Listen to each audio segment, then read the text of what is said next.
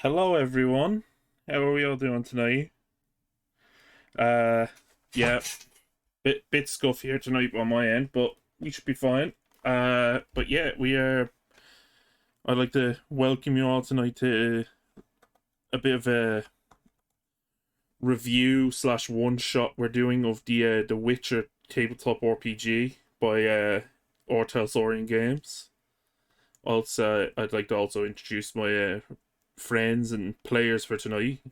We'll go from left to right. We'll start with Reivew. Hello, I'm Reaver Captain, and I'm playing Vernus von Guelem, a Nilfgaardian who lost his noble title when he was 3 and became a man-at-arms at 10. Oof. Oof. Okay. Ren. Hello, I'm Renvalia, and I am playing Sine Nithral, an elf who is a washed-up disaster of a bard and incredibly out of shape. Okay. Merceau. Hello, everybody. I'm Merceau. I'm playing a sorceress, Katya of Erlenwald, a shit tier, entertainer whose family got fucked up by the Nilfgaardian Wars and was only lifted from a life of poverty by the ability to shoot fire out of her fingers. Fantastic. And you can call Sorry. you can call me Sindras. I am playing I am the designated Witcher, and this character sheet has been driving me insane for the past week because I am not used to, shall we say, typical RPG character sheets where you have to note down every single fucking item. Otherwise, you don't have it. Like I'm used to RPGs where you can just make those assumptions and Well, He died. Yep, he fucking died already. Well, this fucking go great. I'd This like game to, is more brutal than I expected. I'd like to hand Tigris Not brutal, Banana Witch, tedious. my flask of spirits to sip from. Mari, Yeah. Why not? can I It's- can I can I have Furo's money if he dies? Sure. Yay! But Can I yeah. have Reaver's money if he dies? We'll talk about that one. Also, But yeah, it- no. it's You know, It's next of Bananovic. kin. To also Ren. It's Bananovich. It's like Polish after all. I don't speak European. But you know, we like I said, this is the Witcher tabletop RPG. Very similar in fashion to the Cyberpunk Red system. I'm pretty sure it's actually so you have experience with the Cyberpunk system. This is pretty much just a fantasy flavor of it, isn't it? Indeed. So, Cyberpunk Red, of course, long-running Cyberpunk tabletop game, developed by Mike Pondsmith of R.Talsorian. And this game was written by the pair of Pondsmith and Pondsmith, his son Cody and wife Lisa Pondsmith. Cody, a guy who's killing it in a tabard in the about the author section in the back of the book, but yes, as far as the mechanical chassis, I believe it's based on like a sort of another like chassis, both Cyberpunk Red and the Witcher TRPG. They certainly have a lot in common in terms of their skills and character creation and stuff, which is good because I'm a big fan of the Cyberpunk Red tabletop. Yeah, it's been adapted, I'd say, pretty well. Basically, it's balanced around quick, brutal fights, and a very in-depth like crafting and verbal combat system. So I'm excited to get hands on. Yeah. I would like to put in the disclaimer on this one. It's my first time GMing, so if I fuck up on anything, don't make that representative of the game. That's just me fucking things up. And I probably will have to check the book a couple of times. And I forgot. Oh, I'll turn the music on now in a moment for the stream at least. But I'm going to go to the first page to start us off. Because I did actually make a bit of a mini overworld page, and that shouldn't be there. Got scuff already. So, let me get the chilling or the relaxing Witcher music going. So, we are in the lands of Sintra, right on the border of the Nilfgaardian homelands. Only protected by the sheer size and power of what is the... Fuck, what's the mountain range called again?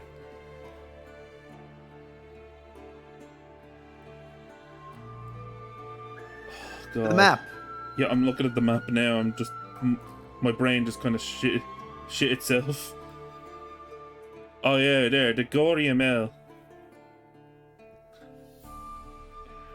More specifically, we are in the eastern region of Sintra, bordering on the lands of Sodden, in a small town called Ogden, about maybe 2 days' ride from the town of Ortagor. It's a rather small place, like small defenses, mostly farmland. But there have been rumors of a creature attacking people at night when they go outside the town.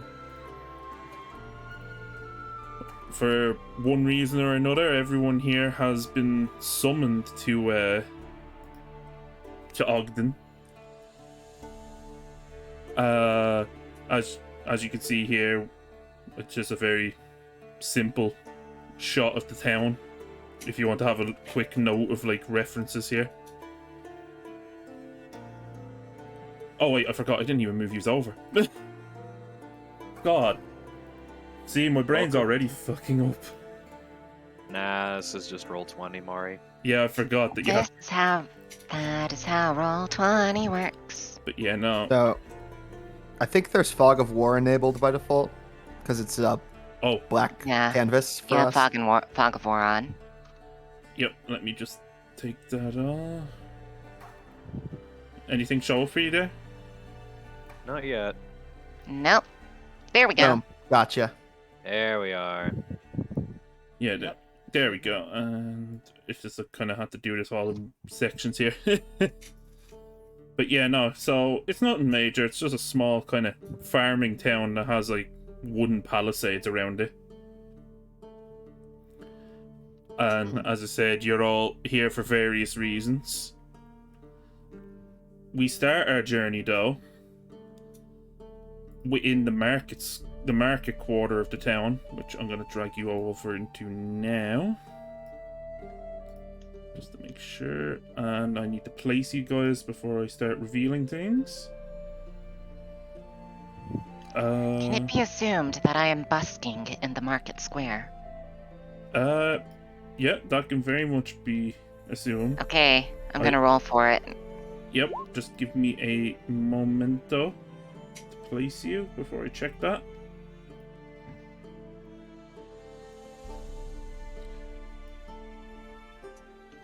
Dang, a 19. Damn. Nice. Now I shall reveal the map to you. If Roll20 wants to cooperate with me. Beautiful. There we are.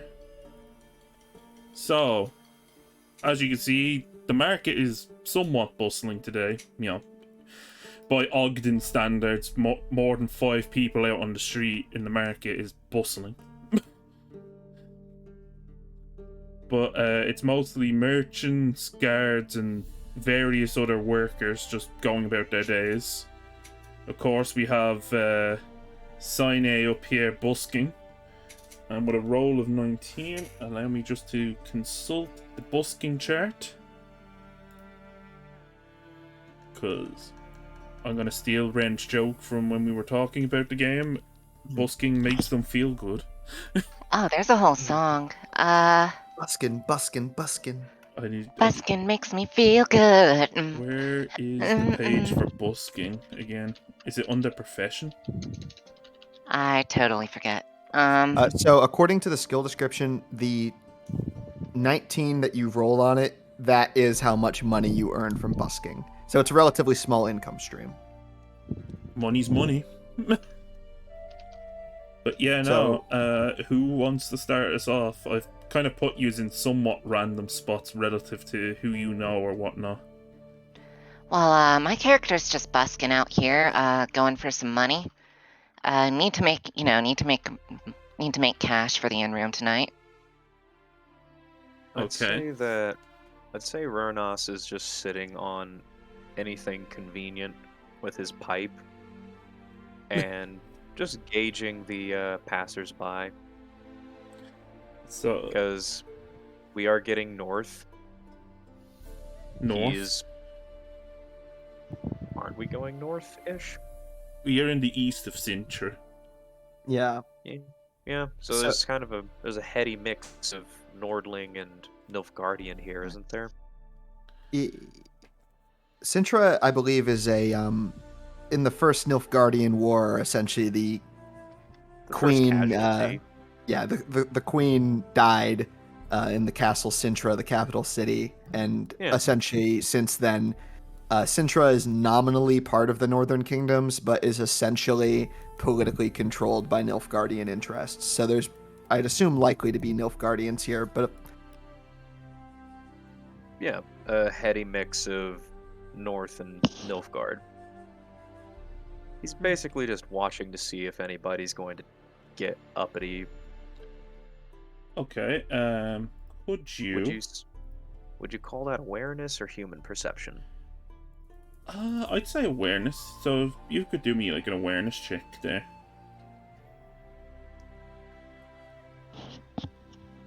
Oh, okay. Okay, 16. Not bad, not bad. Mari, I found it. Oh, did you?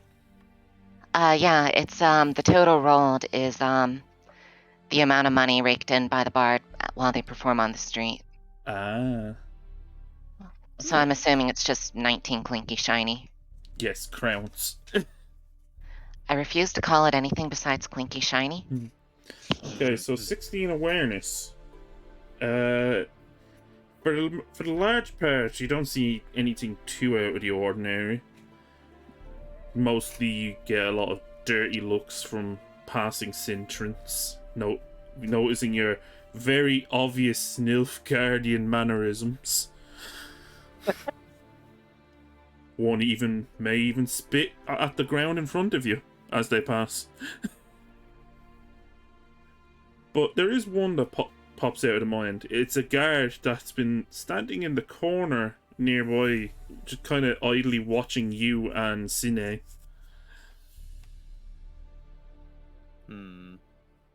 Sine's moving. No, I'm just in the middle of the street busking. Ah, fair. I am making a scene, as the kids would say. So I guess I'm probably on these steps, Probably. like some kind of troublesome youth. Sine, if you don't mind me asking, out of character, what sort of, are you playing an instrument, singing a jolly song, or just dancing?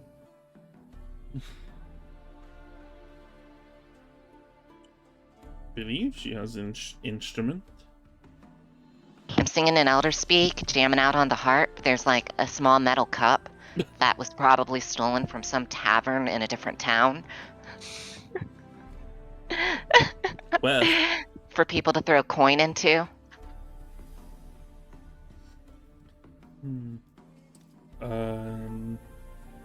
So Might be mixing some Nordling into the lyrics because we're in Centris.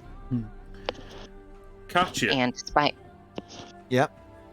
You, as you have entered the town, you've kind of stumbled into the place at the moment, mostly because of the sheer chaos going on. Or, well, not chaos, I'd say, but you could definitely tell there's a bit of an unease when you're entering the town.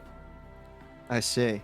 And you notice that there's a guard right by you, watching you, almost in a very what the fuck is that kind of feel.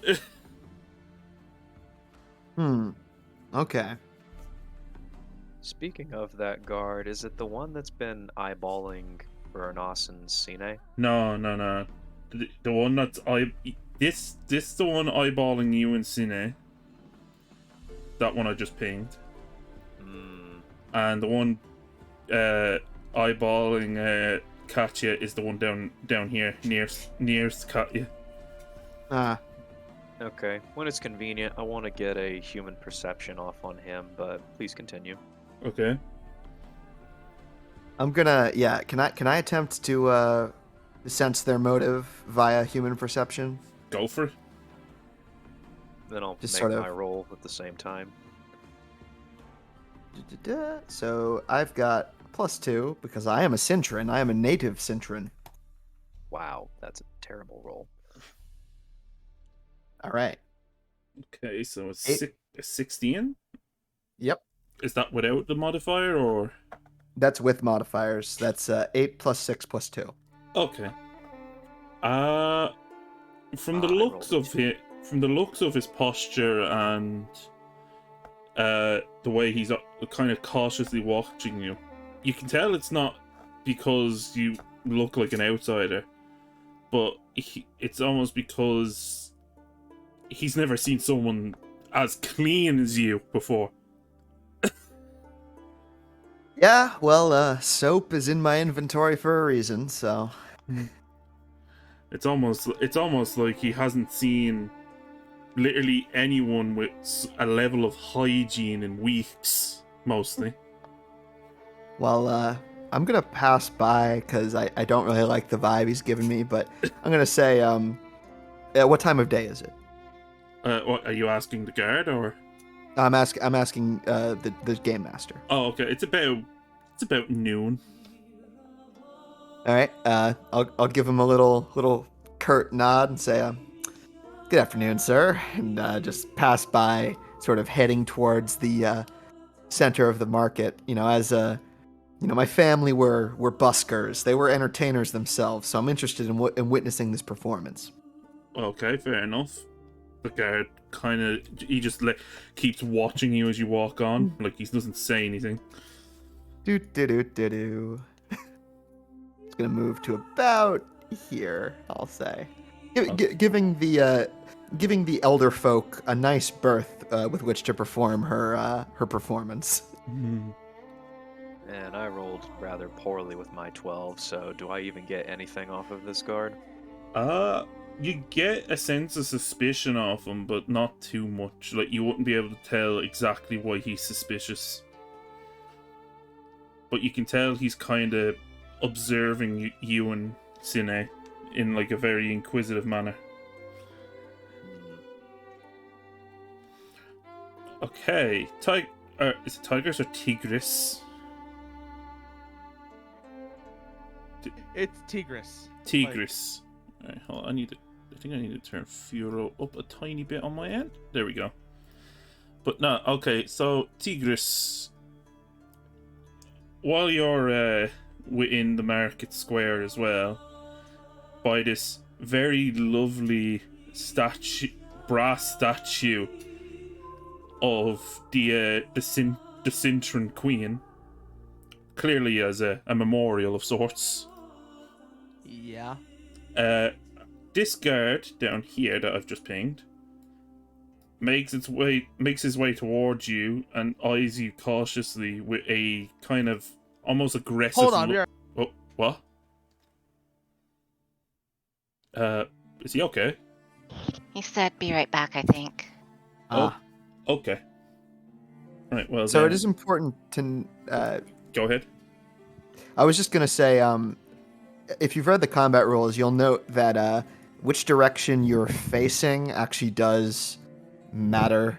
So I guess for my purposes, Right, there's this- facing rules in these games. I Yeah. forgot So what is this that. guard doing? What is this guard this doing? I'm sorry, I had to, edge. Oh, sorry. So he is approaching you right now and looking at you with a sort of disgusted look. I'm assuming your Witcher medallion is like visible. Yeah, no. He just like lazily like looks over towards him like, what do you want? Like he just looks exhausted. He just looks tired. The fuck are you kind doing here?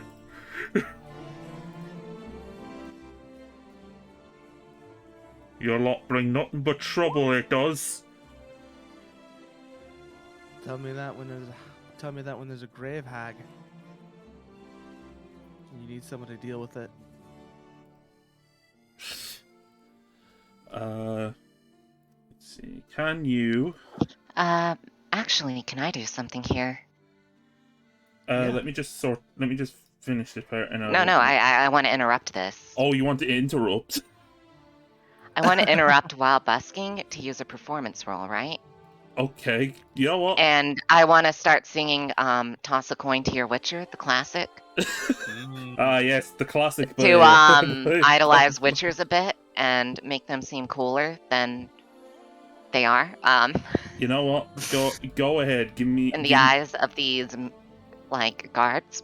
Give me the what would that be? Would that just be? That be performance or charisma? I think that would be. I guess it depends if you're trying to make money or if you're trying to sway people. That would be Trying to sway people. That would be persuasion, would it not? I'd say It would. Yeah, that would be persuasion. Then. Yeah, give me a persuasion check. Fucking hell. Jeez, Ren. Now, if I remember correctly, do I have to? I didn't actually put in sheets for the guards because I didn't think I'd have to do something like this. Because I don't remember if I have to like roll off against that, like because it would be classed as verbal combat. Let me check the verbal combat rules I don't again. I could source you there. I don't know if that would count as verbal combat. It's technically not specifically directed at them. It's technically just trying to change the mood and feeling of the area. Ah. So you could argue it's not, but if it was aimed at specific person, I would have to say then it would be a verbal combat, because it's just part of general performance, I'll let it go. But yeah, no, with a 21, I'd have to say, as you start playing, I'm assuming you're doing that in Elder Speak as well. oh no, I'm switching up to Nordling. Oh, so you're actually going to so I could actually understand you now. Yeah. Okay, so as you begin to sing the ever-known classic by the Grey and Magnanimous Dandelion, all the guards, and in fact even all of the merchants and passers-by begin to kind of crowd around you. The guard down by Tigris looks over and seemingly just kind of, he doesn't entirely, let go of his distrust or disgust towards Tigris, but he kind of has to wave it off for the sake of civility. You literally just see you as Cena does, you just see Tigger sigh and. So I'm just gonna start moving things around, and then the guard Like just he moves just looks around more you. frustrated by the whole thing than anything else. So they're all of these now, like, so just for clarification, these green Witcher tokens, those are just like, merchants or random NPCs. Just because there wasn't a peasant thing in the token pack I had. Yeah.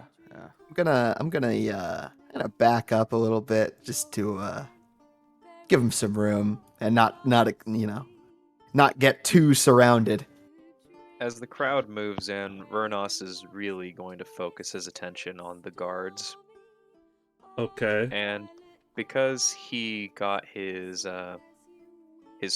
scarring, he actually has the feared trait. Okay. Which characters who are feared are considered frightening to the average person. You only gain the feared social standing through mutation into a Witcher or horrible scarring. You gain the standing in specific places based on your actions, but that's decided by you. A character who's feared gains a +1 to intimidation, but a -1 to charisma. Okay. So, the guards who have been looking at us with clear suspicion, specifically this one who's closest, he is going to be looking directly at him, Oh boy. basically just to impart, I see you, and I want you to know that I see you. Okay. You're mean mugging him. You're like, ugh. You're eye mugging him. Mm-hmm. Okay then. Can you roll me an intimidate check then? I can do that. Thank you. And Let's hope that I don't absolutely flub it. I'm gonna also, once I get the results, I will do a roll myself. If I remember correctly, these sheets are working off 2d6 rolls. It's a D10 roll. Oh, it's d10 roll. That's an Yeah. okay roll. Yeah, it's a D10 system, I think. Okay. Yep. So rolling a 5 on a D10 as you just did, Reaver, is, pretty decent roll. Where is... So remember there was something I had that just had like a random stat sheet for guards. I just need to look for it real quick. I just like how I immediately caused a scene, As a as any bard true should. good bard does. Yes, as a bard should. Very much so. Where the fuck did I put it now? Oh, here we are. Is this it?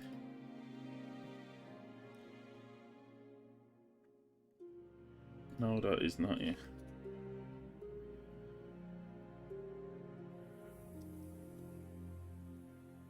God damn. You know what? I'll just roll a d10 and put like a +2 to it, I suppose. But I'm pretty sure you're gonna intimidate him regardless. I just need to do it for the sake of,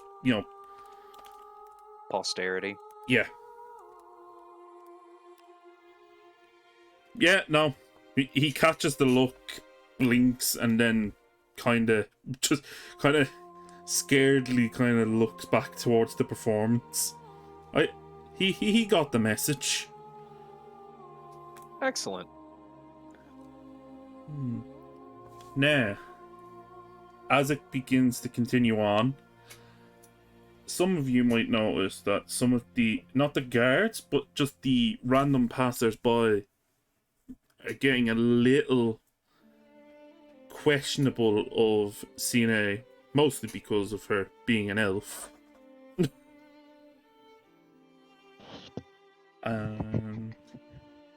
And I get a perception check, or is it perception? Awareness check from all of you.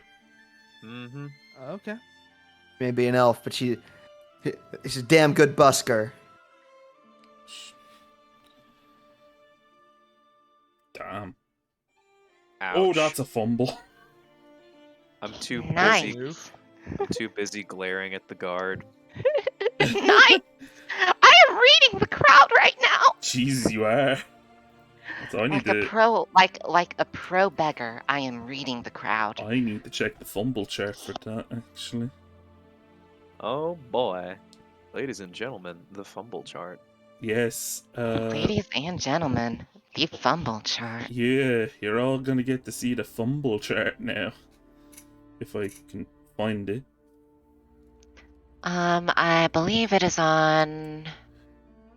Fumble. Fumbles, page 157 to 158. 150. That's for combat, though. And this is not a combat roll. That is indeed for combat. I don't think, is there fumbles out of combat? I think there was. I think there was a page for fumbles outside of combat. There are none of the entries in the index for fumbles mention skill check fumbles out of combat. There's just weapon fumbles and magical fumbles. Fair enough. Okay, so who is... Oh no, wait, there are. Wait, are there? Yeah. What page? Criticals and fumbles. If you roll a 1 or a 10 when rolling for a skill, check the roll explodes. On a 10, you roll the dice once more and add that value to 10 to get your final roll on a value. So I get to roll another d10 here, actually. On a 1, you must roll again and subtract the second roll from your skill base. Actually, I think it did it for you automatically, Ren. If your second roll is a 10, the roll explodes again. So yeah, 'cause- you're right. Reaver's correct. He rolled a 5 with a natural 1, and that's a 1 plus 6 plus 3, so that's a 10 total. Fumbled by 4 is what it's subtracted by. Wait, 6 plus 3 plus 9. Oh, that's Yeah, no, that did that did automatically fumble. Yeah, it auto fumbles. So basically, he gets a 5. It doesn't have any special effect unless it's a combat thing, but the die explodes downwards. Because you could potentially, on a 1, if you have a high enough skill bonus, still succeed. So the Yeah. exploding die makes it even worse. So basically, he gets a 5 on the check. No Okay. additional effect. I see. Then, well, I guess then from the highest roll that we got with with said elf that's being eyed up, Cine, Oh boy. you can Oh see boy. that this merchant here, or well, not merchant, but peasant, has slyly picked up a stone from the ground while everyone else has been enraptured by her singing. Does only Sine see this, or do any of else notice it as well? I'm gonna say Katya would notice it too, since you have an 18. Got it. Since I'm noticing this, I'm assuming my current song is finishing up. And you know what? I'm gonna dedicate the next performance to the late Queen of Central and how magnificent she was. Okay, In hopes to placate the crowd. give me another persuasion roll, Mm. and That's the I'm gonna say, oh well, okay. Jesus fuck! What the fuck, Ren? Your rolls are just fucking ridiculous. So that exploded as well. 10 plus 10. It exploded twice. Yeah, one. I was about As to long as you say. keep rolling. I was about to say that, I was gonna put a pretty high DC on it, but damn. Yeah, I think that meets that DC. I want to Yeah. say. So, as you begin to start serenading them with the great tale of the late Queen of Sintra, oh how powerful and great a leader she was. Magnanimous. No, that was for Dandelion. The great Queen Calanth ruled for 30 years. Long live the Queen. Yeah, he the peasant seems to have just don't know what came over him and has just let go of the stone. Almost like I want you to know a wave that of patriotism has washed over him. As a native Cintran, are we allowed to sing along? Is audience participation allowed? Yeah, absolutely. Okay, I will join in song. Passes what the book says is an impossible DC by 7. I want y'all to know. This is the Yep. verbal equivalent of forcing a fortress gate open barehanded. I will join in song as a patriotic Cintran who loves my late great queen. You know what? If you're gonna join in, right? I'm gonna have both of you do something interesting here because I want to try and kind of monkey the rules a bit here. I want you to give me a persuasion check, Katya. Oh, okay. And Cine, give me another busking check. Busking or persuasion? Busking. Okay. Fair warning. I'm not too great at this whole singing thing, but I was overcome with patriotism. 14. 14 is good. Yeah. So, as the very patriotic feeling Katya begins walking into the center to join in the great song about Queen boy. Caland. Question. Hmm? I also play the flute. Can I whip out the flute and really start to jam? Fucking go for it. All right. I draw my family. Yeah, no, heirloom. Yeah, I have no clue what's going on here. Like, I just Vern- know that, like Tigris is just like This just confused as falling all asleep. fuck. Confused as all hell, probably falling asleep. What did almost turn into a brawl has now turned into a fucking concert. Yeah, I'm no, gonna- Behold he's the like power of the face. he's literally just like pulled something around his head, and he's like laying down and looking away from everybody, like, oh. Vernos Oh, has just watched this person come out of the crowd and start playing next to Cine, like, huh, this is Yeah. nice. so I'm not a great flute player either, so I'm not trying to get too fancy with it. I'm just doing a simple accompanying melody with the flute that I got from my parents back when we were in a they were traveling troubadours before the war, but obviously the troubadour business got hurt pretty badly with all the murder and conscription. So but yeah, I'll join in. I'm gonna sit on sort of the stoop of the stairs here, and sort of like vibe.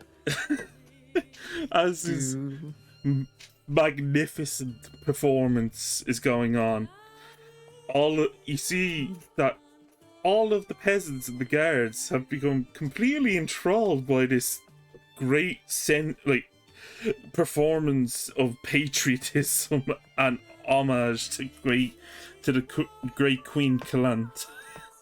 And they Are start they singing along as well? they Sorry. are, and some are even throwing crowns towards the cup.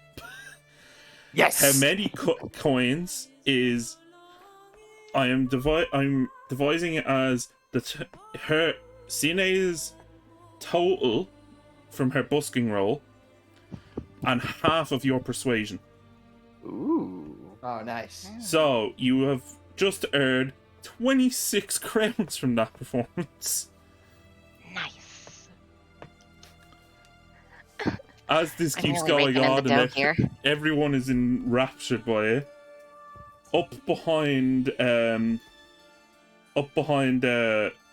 Tigris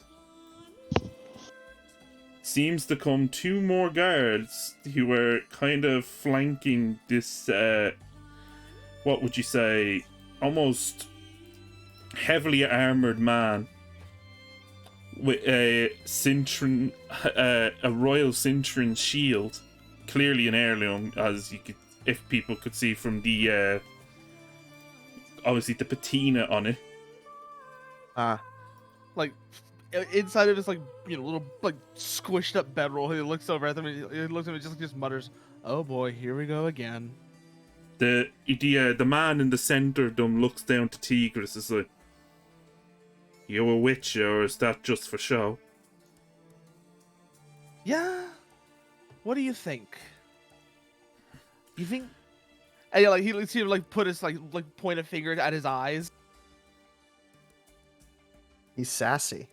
What I think is I could probably throw you into the fucking river.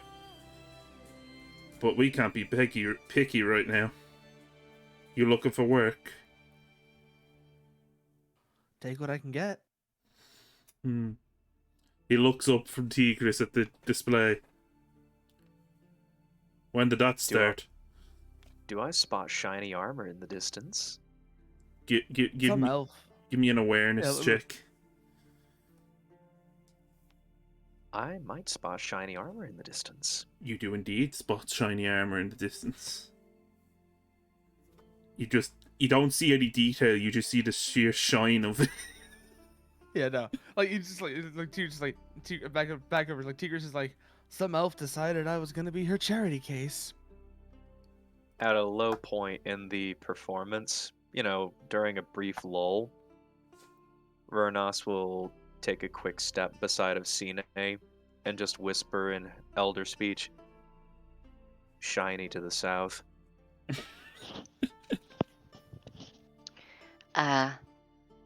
Cine's just gonna do a knowing nod, just face symbol, get prepared to cheese it if need be. Vernos just kind of tucks the pipe back into his belt pouch and he slips his hand into it and leaves it there fitting his fingers through the brass knuckles. Sunny, just steps the coin mug closer to her. As you two are doing this little exchange, two guards move to kind of flank Tigris as the shiny, as you so eloquently put it, starts to move up towards the proceeding, looks around and shouts out, "Don't you shites got anything better to do? Get back to fucking work." As all the guards kind of go, "Oh shit, scatter." Yeah, Tigris over like one of the guards. The guards just start to scatter back to their posts. Yeah, like Tigris looks over at one of the guards that's flanking and was like, I'm gonna take this chance to scatter with the crowd. Okay, what were you gonna do, Tigris? he just like looks over at one of the guards. He's like, "What? Do you think I fucked your wife or something?" Oh no, did you? Hard to say. Yup, hard to say. A lot of men seem to employ that around here.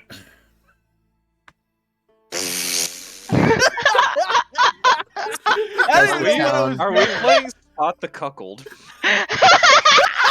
If you mean by carpenter, I'd like maybe. to roll human perception to spot the cuckold.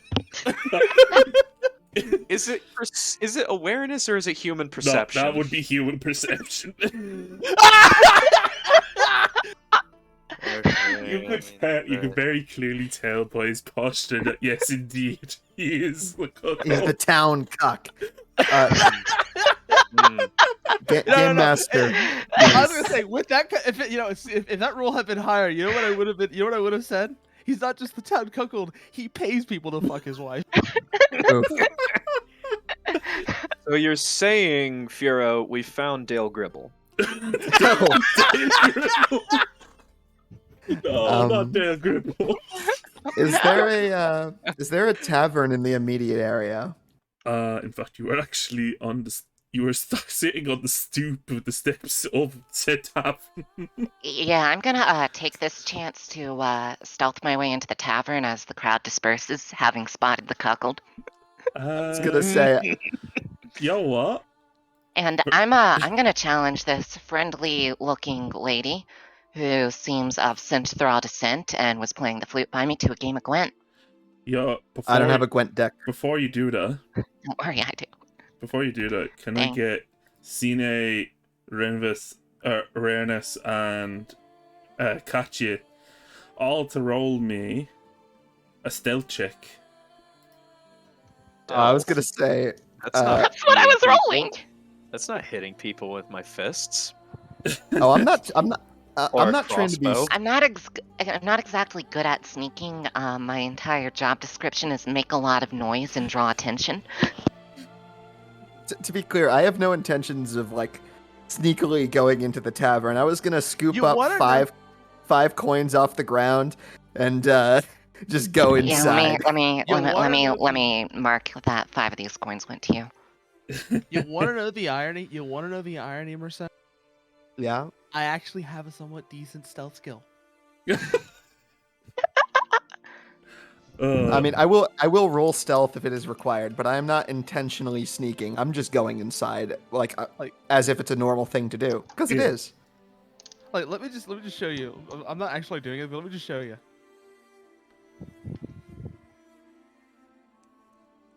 You got a +5 in skill. You have, So wait, how who much? else needed to roll stealth? What? Wait, Who else did you tell to roll stealth, Mari? I asked for it. Well, you and Reaver did it, and then I'm waiting for Marcel. Oh yeah, sorry. What was it you were saying, Marcel, about what I've got? What? You only have a 2 in dexterity? No. Oh, are you wearing a bunch of heavy armor? No. Did you put Here, your? let me show you. Why You is should it probably doing check your that? stats. Yeah. Because it's like this. Because it's like this. What's your maximum and current HP set to on your sheet? Oh, that would help. Yep, if it's because when you're severely wounded, it cuts all your stats in thirds. so that affects your rolls. Okay. I will roll stealth. Okay, that takes care of that. 12. Okay, well, all three of you, as you try to make your various ways away from this square, either by trying to slyly slip past or just nonchalantly walking away, you are all stopped by the shiny man. It's like, Hand on the door of the tavern, Oi! looking over my shoulder. Try that Yes, again, sir? You three, with me. Human perception. What does he want? Give me a. Oh, was that what your last human perception roll was for? Or no, that was for the. No, But yeah, that was go. for the. Yeah. Persuasion, instantly start talking my way out of this. I don't know what's going on, but Oh my shiny people generally God, have bad things Reaver. intended for elves. So Mari, what do I think he's? What do I think his intentions are? You can't fucking tell. Yeah. So I'm actually just gonna. I want to see what it is like now. I want to see what my stealth rolls are like now. I I'm mean, 'cause it's not gonna natural start talking my way out of this. As I stated. As you start to talk, you're talking way out of it. He does kind of look like he is, kind of, distracted by your fancy use of words. Slowly puts his other hand into his But satchel then- and finds the other knuckle. The guard from up here kind of walks down as if like flanking you two, and nods towards you to kind of say you should go with him. I'm gonna use human perception. Go for it. Vernos just looks at him again like, did you have something to say? He doesn't say that, but just looks Is like, that a human perception towards the guard or the shiny? The shiny man. I do not trust the shiny man. I am an elf, and historically, shiny men in this area have only bad things intended for me. True. But as you try to discern his intentions, you can see that like he's toying with like a coin pouch on his belt with his other hand as he's watching you. Is it? Oh, I gotta have to wait all fucking day. Okay, I'll go with him. If he's toying with a coin pouch, he might offer some. Yeah. I'm not gonna resist. Frankly, I'm trying to lay low, and getting into fights with cops is not a good way to do that. So I'll agree to go along. Alrighty then. Vernos will turn loose of one of the brass knuckles in his pocket. Turn loose. Yeah, like wiggle his fingers loose of it so he has one empty hand. Right, I thought it was like he's gonna start throwing fucking fists. Oh no. The moment he saw the shiny walking towards Sine, he put his pipe away and fitted his fingers into the grooves of one of the brass knuckles. And when this guard started trying to flank him, he put his fingers through the other one as if nonchalantly putting his hands in his pockets. Right. Hands in pockets like Orange Cassidy. Mm-hmm. Then, so you are all agreeing then to follow him. Yeah. Yep. Yep. All right. Sine says it's fine, so for now, it's fine. As he leads the three of you off, the guards kind of almost like subtly nudge near Tigris with their feet. Not like touching Tigris yet, but almost like, come on, get up. Fine.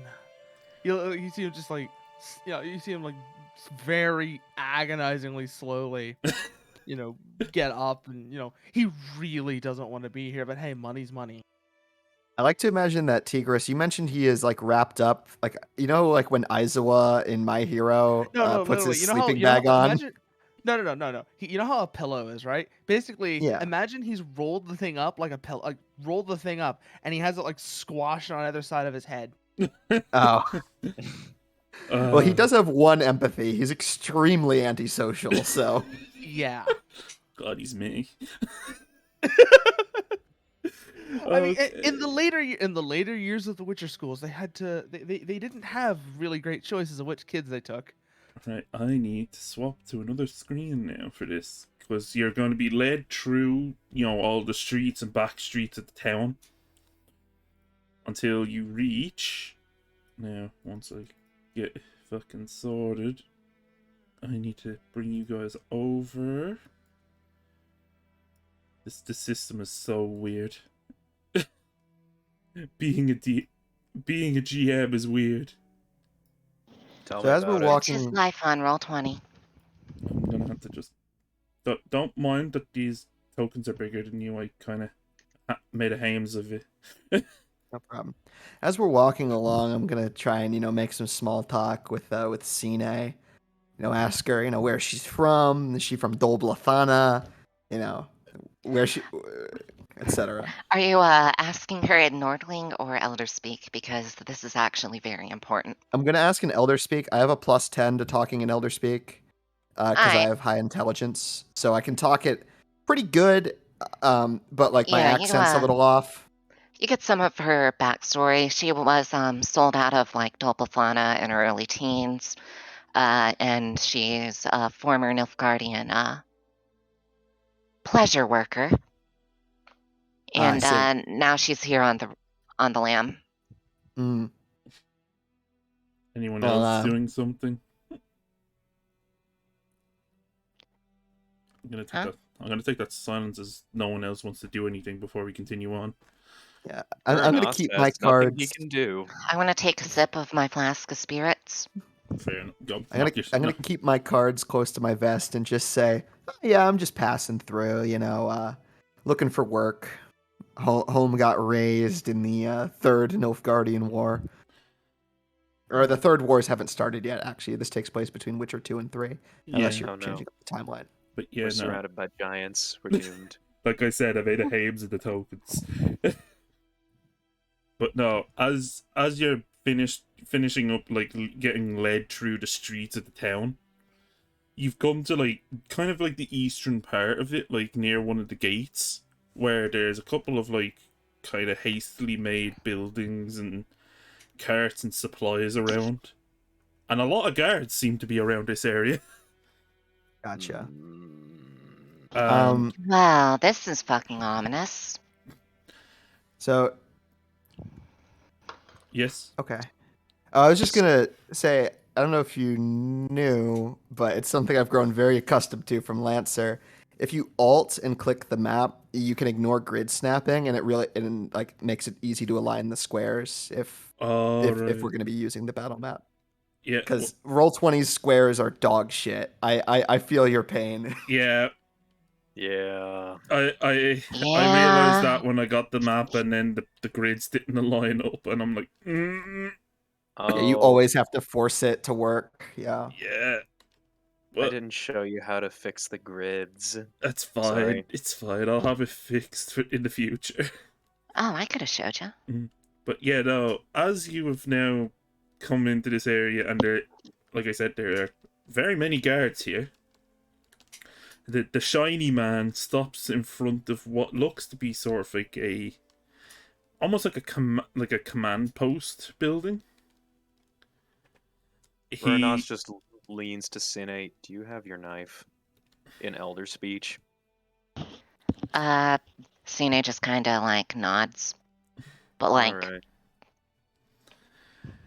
Alright. So the shiny man, while he's not looking at you, he kind of he begins to take his helmet off, and underneath is this perfectly shaven bald head with a goatee. Quite the dome. Yeah. So he looks kind of like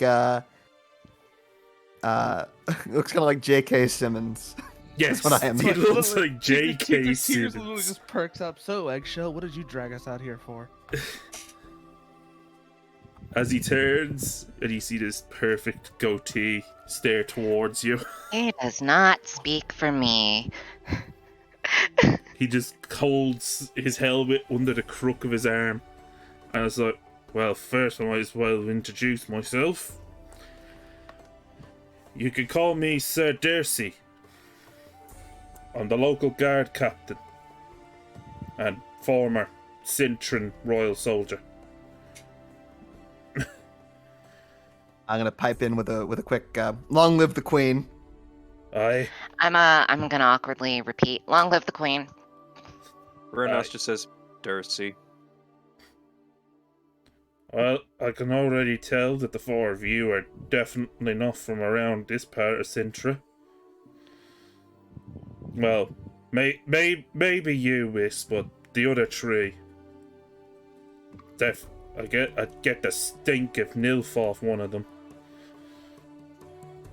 Vernos makes a show of looking around him as if, who? While wearing his family's old insignia on his shoulder. So... Well, no, go ahead. I was gonna say, but he loves his son. He can't go without his son. The iconic Nilfgaardian symbol. Even though I get the smell of Nilfgaard off them, times dictate that I cannot be picky. I'm looking for capable hands. Are you interested? Skip the formalities, Eggshell. Tell us what you want us to do. As you call him Eggshell, you can kind of see like his right eyebrow kind of twitch, as if like he's about to burst a fucking vein. I'm gonna persuade, like, hey, ignore the Witcher's jabs. They're a cranky Witcher. lot. Try and calm the guard captain down, like, hey, ignore the jabs. I'm sure he doesn't mean anything. Looks over at Cine. He's just like, his expression begins to kind of fade a bit and more relaxed. It's like, a knife here who's fucking sensible. That's a first. But no. We've had some reports. Some people are saying that there's something eating their livestock out in the fields. I sent two scouts the other night. I haven't heard back from them. If you What do the bodies look like? that's the point. We haven't found any yet. Vernos scratches his chin and says in Elder speak to Cine, peasants must be getting hungrier. I've had my men scour the majority of the lands outside the walls. It's clear. The only place we haven't managed to get to yet is a small, well, what would you say the word is? Heap of rubble out in the forest to the southwest. Probably here from when the elves used to hate these lands. Vernos just pipes in, the north. Meh.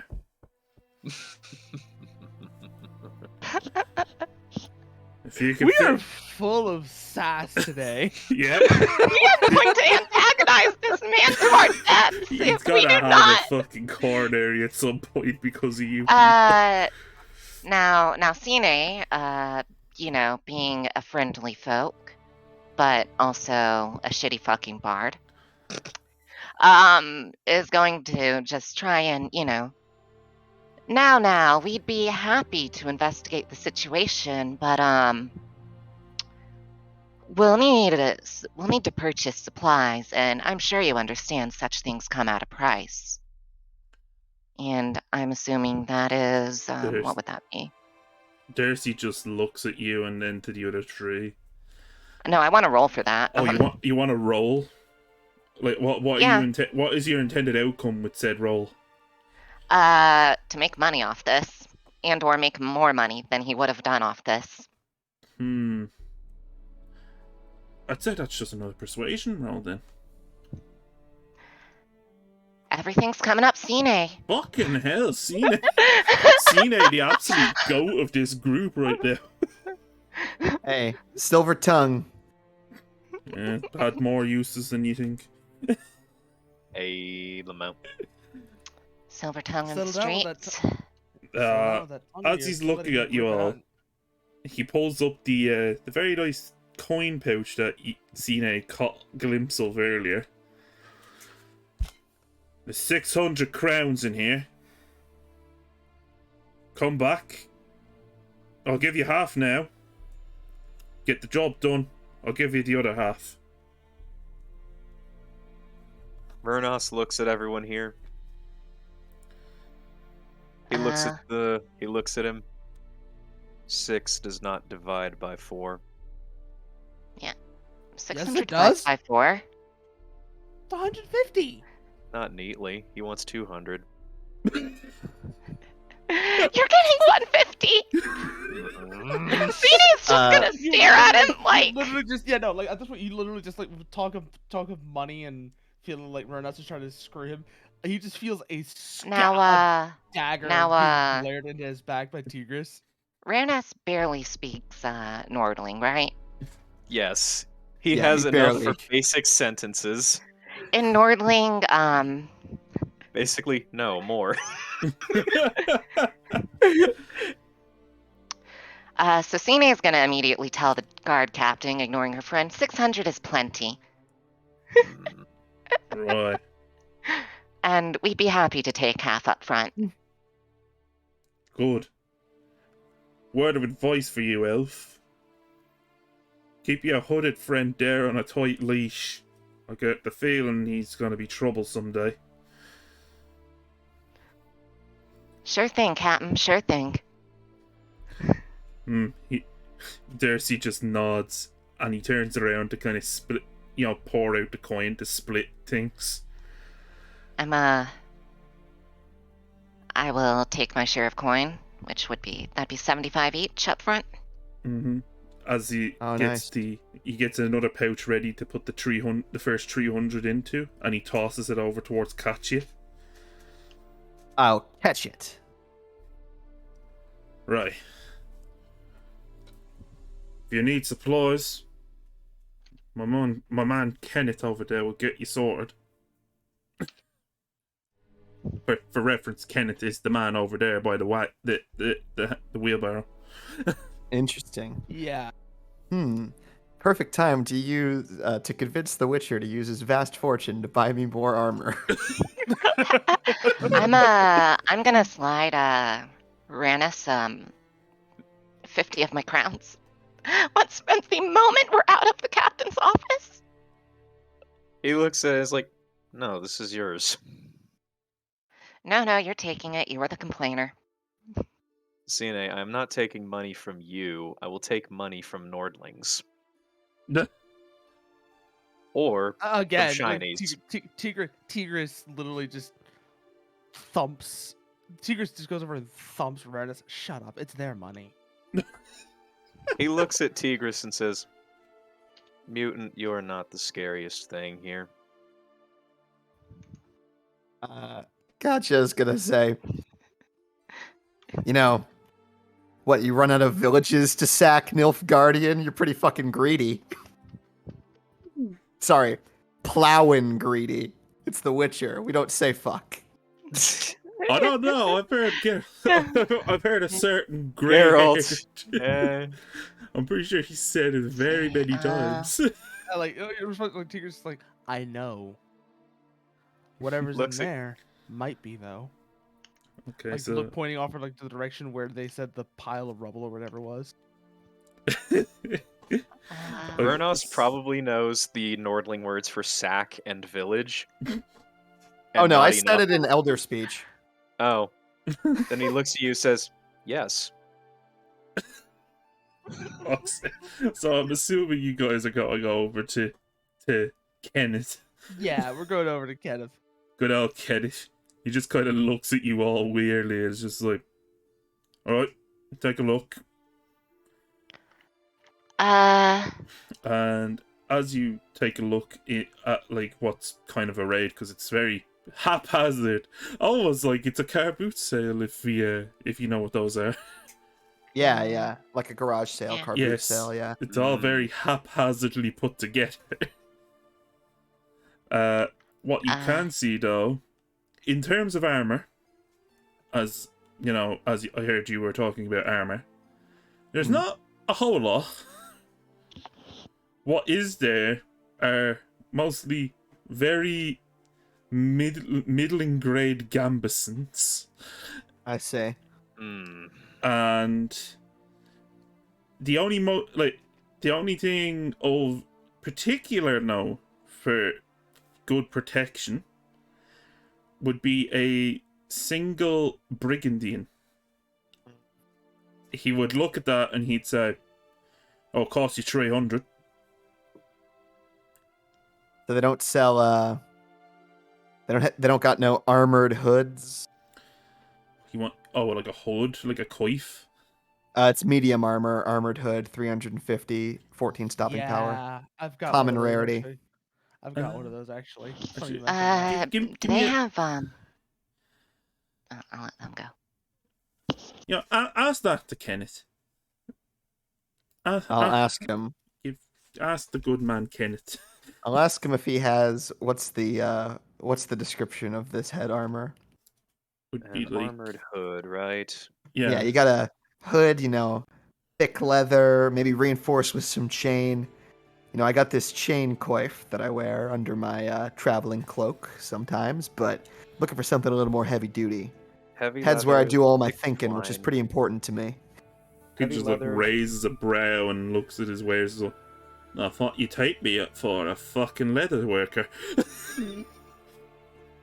Very well, Yeah. sir. The best I could give you. Just starts rummaging through some of the boxes and barrels. It's like, starts throwing random stuff out. And it's just like, apparently there was a potato in there. A pair of undergarments. I was just like, best I could do you is this ratty fucking thing. Which if I'm to tell you, it would be a chain coif. I already got one of those. Hmm. I tell him, no worries. Thank you. So you want that fucking vest then? I'm going to glance over at the elf Sine and say, "Hey, elder folk. Perhaps in your profession you don't wear a lot of armor, but you're not going to be able to charm a monster's claws away from you. I suggest you buy something." Don't worry, I'm going to be standing extremely far away. Fair enough. In terms of weapons, though, he seems to have a bit more of a better spread, as it were. What does he have in terms of ammunition? Like arrows? Ammunition. Arrows, Aye, yeah. Let me just. So, what he does have isn't too great. He has a small bundle of standard arrows, which would be about around 10. He has about 5 blunted arrows, because apparently their Fletcher fucked up one day. I told him I wanted good arrows, and he decided to put no head on them, and it's like, I'll take your fucking head in a minute. What stands out, though, is a small bundle of about 5 broadhead arrows. Ooh. Yeah, they got them. Those were nice. Took them off a Nilfgaardian prick. Tell you what, you give me them arrows from the Nilfgaardian prick. I buy them blunt head ones with it. Oh, Can we wrap that up in some kind of discount? I'm I'm gonna roll persuasion. go for it. Look, if I can save money, I'm going to save money. I'm a Jesus dirty Christ. elf. One of these is gonna fail horribly, and I'm waiting for that day. Oh. Yeah, fucking said it. It's still a 10, though. Yeah, I'm not. Still a fucking 10. I'll do you the lot for 60. It's suppose I can't get a better price. So, yeah, I Well. hand him 60. Alright, and he hands you 5 broadhead arrows and 5 blunt arrows. Doke. And it's probably the best you're gonna find. Best I've ever seen the Fletcher make is basically a fucking toothpick.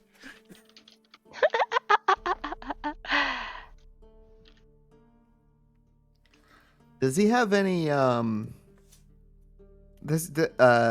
according apparently they are available everywhere, which seems strange, but does he have any throwing knives? Throwing knives. Yeah. Right. Oh yeah, throwing knives are easy. Give me a second to have a look.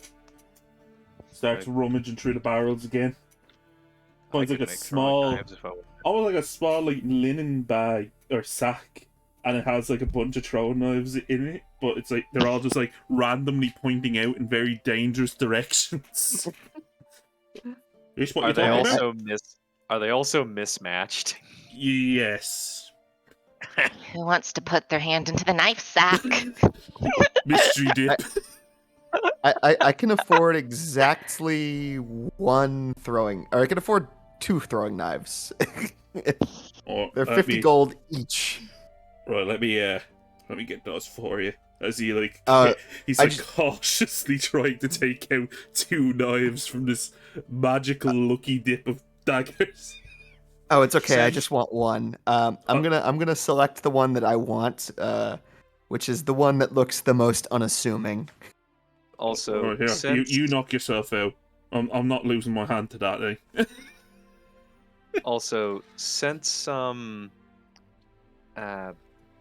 since Katya came out to help Cine during the busking performance, while she's navigating the knife bag, he leaves the 50 gold that Cine insisted he take on the table for Kenneth.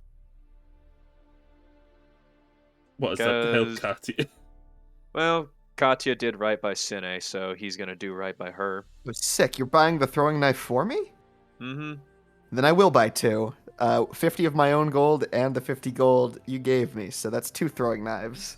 All right. Just Because he knows Cine won't take it back. Okay, so just note down everything Cine you've only bought gave it and to all him that. for the purpose of antagonizing him. Just remember, you're gonna have to have that stuff in your inventory. I put down. Oh, I guess a throwing axe would be sick too, because it deals more damage. But whatever. Knives, throwing knives. That's what I'm going for. Did you say like the throwing axe thing in character or out of character? Sorry, this is out of character. Oh, right. Yeah, no, just 2 throwing knives is good for me. Yeah, because like my brain just kind of went into the Kenneth voice for a second. I was like, oh, this isn't fucking Skellige, mate. Katya's just like, I might be out of spells, but I'm not out of plowing options. Throws an axe at someone. Well, so my intention is to not make it terribly obvious that I am a dirty finger waggler until I mean, obviously when we're out there, I'm not gonna fucking throw knives like some chump. I'm gonna shoot fireballs at people. But they make a good holdout weapon if I'm trying to be subtle. Fair enough. Yeah. Alright, is that everyone done then? Is anyone else going to buy anything from the marvelous Kenneth? Really need much of Nope. anything. All right. I came pretty much fully kitted. But can we take a 5-minute break? Sure. Okay. Thank you. Yeah, no problem. Question, Reaver, did you ever find out how to put ranged weapons in? Yes, Mari and I figured that out finally. Yeah, that was a chore. Yeah. How? Okay, so you are going to go to your skills and mods, and you're just going to have to go down to the skill that is related to it. Like, I click on crossbow, and it's going to give me basic roll, single strike, joint attack, which I don't know why it gives me the options, but single strike because it's a crossbow. There is no extra action, it's a crossbow. Weapon selection, it's a crossbow. And then I can pick out my firing range, point blank, close, medium. I'll pick medium. And then target location, random, head, torso, arm, limb, tail, wing, leg. submit. Any additional modifiers, vision, terrain, etc. Submit, and boom, 20. Ooh. And then I can click location, and I got 6, which I think is arm. Yep, Got it it. says on the thing what it is. Got it. So, okay, because throwing knives use athletics, and my athletics is +10. It's not great, but Not great, not terrible. also apparently I can just throw my dagger that I already own. But no, the dagger stays on me. The throwing knives are for throwing. The dagger is for Let me- dagger. The dagger stays on during. Let me see what my athletics is real quick. I'm kind of curious now. You got me wondering. That's a clip. So so I do have I don't have any visible weapons or equipment at all besides these new throwing knives. Merceau has because- learned that he should not roll to throw dagger. Yeah, never throw dagger, only throw knife. Mhm. Yeah. So, because my character is wearing a concealed sheath, the garter sheath, beneath her tunic for her dagger, and then in her pocket that's like stitched into like the inside of like the cloak, which has the mage amulet, so nobody knows I'm a filthy wizard by looking at me. Oh, That thing's to be whipped out only in Dire straits. times of trouble. Yeah. It's like, technically, I don't even need to be holding it. I could just reach into the inside of my cloak, and as long as I'm touching it, I can use it as a magical focus. Yeah. So. Yeah. that's not bad actually. Yeah, no. While we're waiting for Reaver then to have his little break, do you? I'll get some water. I'll be right back as well. So for those in both in the chat and also in the party that are still here, not AK, how are you finding the game so far? A lot better now that I'm past the density of character creation. Yeah, like once you're actually A in. lot of people will say, "Oh, it's not that bad." It's like, okay, you have to remember, I'm coming from like Necronica, where you can bang out a character sheet in 15 minutes. Yeah, and this I'll admit, it's a bit daunting at first. I'm biased, but it did not feel daunting to me because You have experience. I'm used to Pathfinder 1E. Yeah. That's Uh, daunting. Creating characters there is, if I don't consider that hard, I'm gonna have a hard time feeling daunted by character creation. That is I'm true. back. That's fair. Welcome back. You're just waiting for Merceau to come back. Hmm. How have you been finding the system so far, Reaver? I honestly enjoy it. It's a different beast from a lot of RPG systems, and I enjoy that it has its own fumble table. I enjoy that it's got a good bit of depth with its combat, but it's also got depth in its social skills, it's got depth in its crafting, but none of it's overly bogged down. Yeah.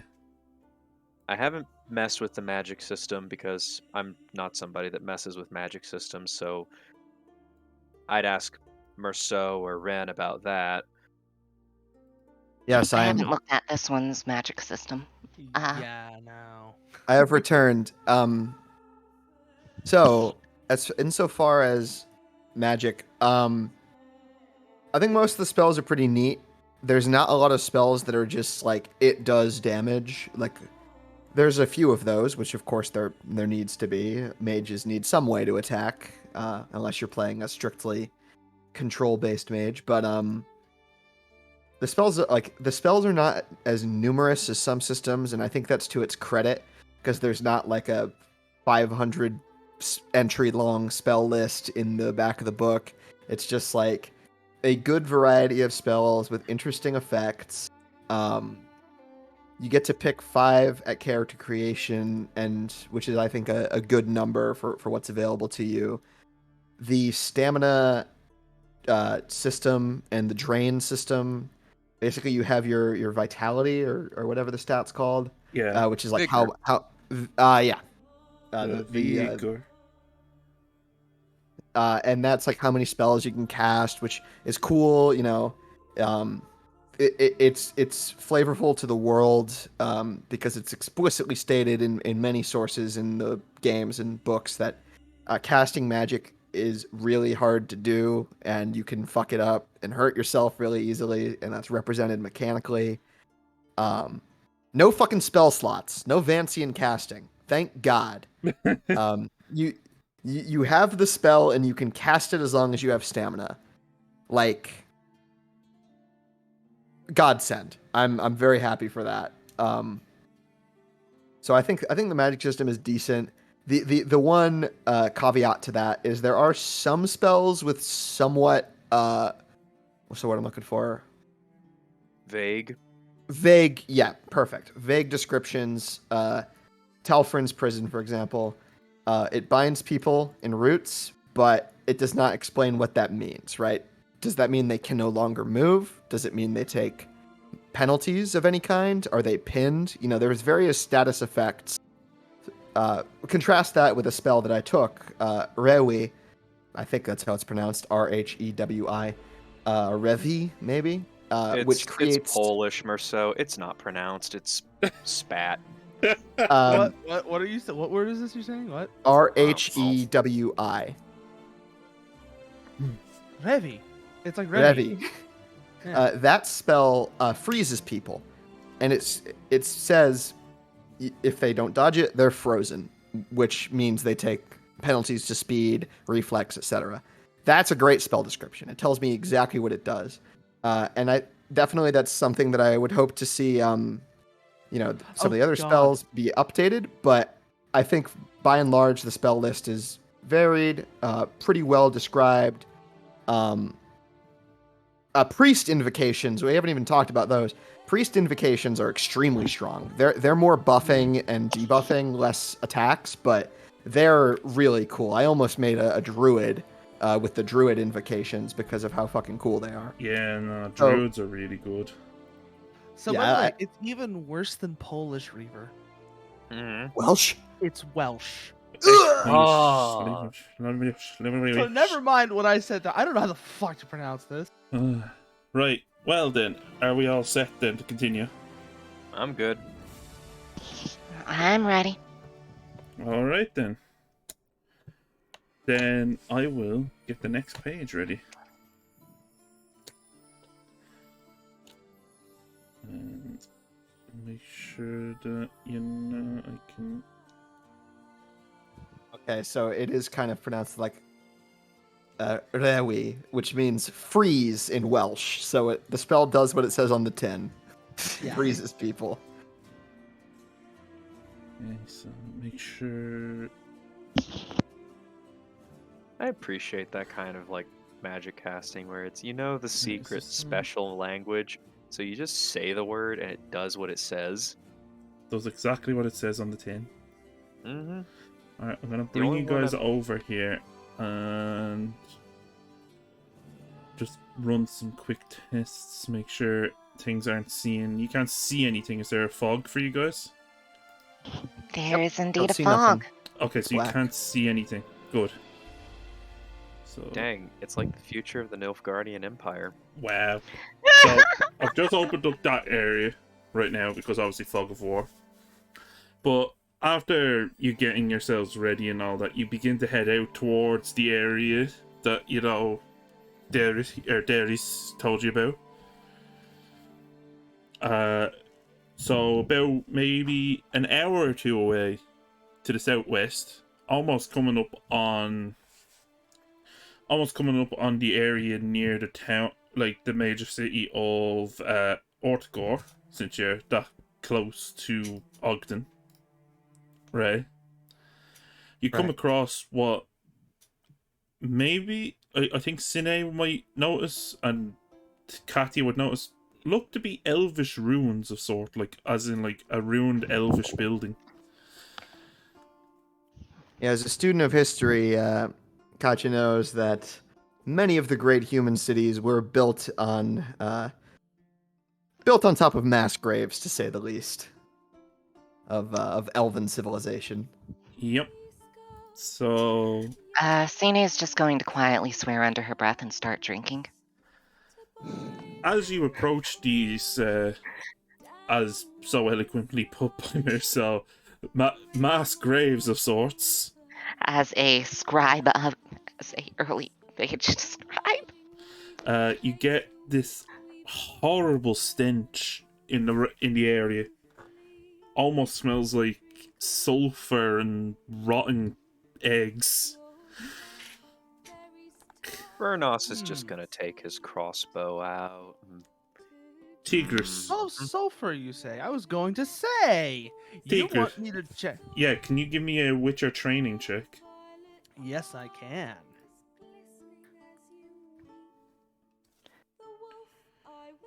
Meanwhile, Sine's also just gonna arm her bow. Right, okay, a 14 we're seeing. Question: could I use education? Can sometimes find local lore about specific monsters. Could I roll an education? Go for it. I will second that because I actually have a point of education. Okay, knock yourselves out. Fuck's sake, Sine. Yeah, good lord. You got, Well, you okay, this is so- the mass 26 grave of my people. I was a scribe. I I'm gonna- chronicled my I'm people's gonna do history. this in the order of who rolled. So, first for Tigris. You can't exactly pinpoint what it is exactly, but you can tell that it by the stench and the kind of general area you're in, that it is some form of necrophage. For Katya, are you just like thinking about the local folklore, I'm assuming? Yeah, basically, I do have monster lore also as a skill I could potentially roll, but I was just going for more like, okay, so like smells like sulfur, or Oh, do I actually, know of that's any? it's funny. I think I actually have several points in that as well. But yeah, So- no. Putting points in monster lore as a Witcher is doable, but kind of silly. But Well, it's whatever. your knowledge when it comes to folklore and all things, when it comes to like the history of Sintra, would tell you that there used to be in this like rough area. There did used to be an elven settlement of sorts before, obviously, the greater Cintran kingdom was formed. Okay. And as you said yourself, out of character, Katya would tell if there was an elven settlement here. Well, it ain't here no more. Yeah. So You would get Hmm. that sense that also, since you have monster lore as well, you would get that sort of situation would bring about would attract necrophages. Got it. For Sine, Hey, on the honestly, other you hand, I'm trying to look through. I'm trying to remember if any of like the old chronicle scrolls from where I'm from had any information on this place in particular, or grave sites around this place, otherwise known as former settlements. Massacres, if you will, and what the fuck Yeah, no. happened here? you would Like- your recollection of the chronicles from your younger years would very much tell you that in this area used to be a settlement known as Flun Mahar, which was meant to be a kind of, what would you say, not agricultural, but a far out agrarian settlement of elves that kind of set forth. So where from me the and homes. Reaper live. Yeah. Boy, it was the elf branch Davidian. Fucks. Exactly.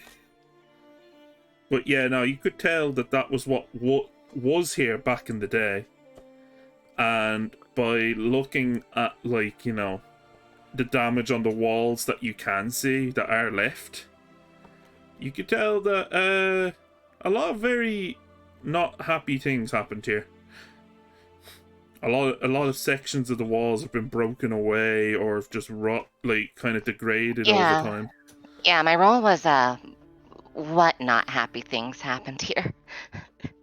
There was a cleansing, Ah! as you would your chronicles would have told you that this place was wiped out by the original humans that made up old Sintra when they didn't know what elves were. Wasn't.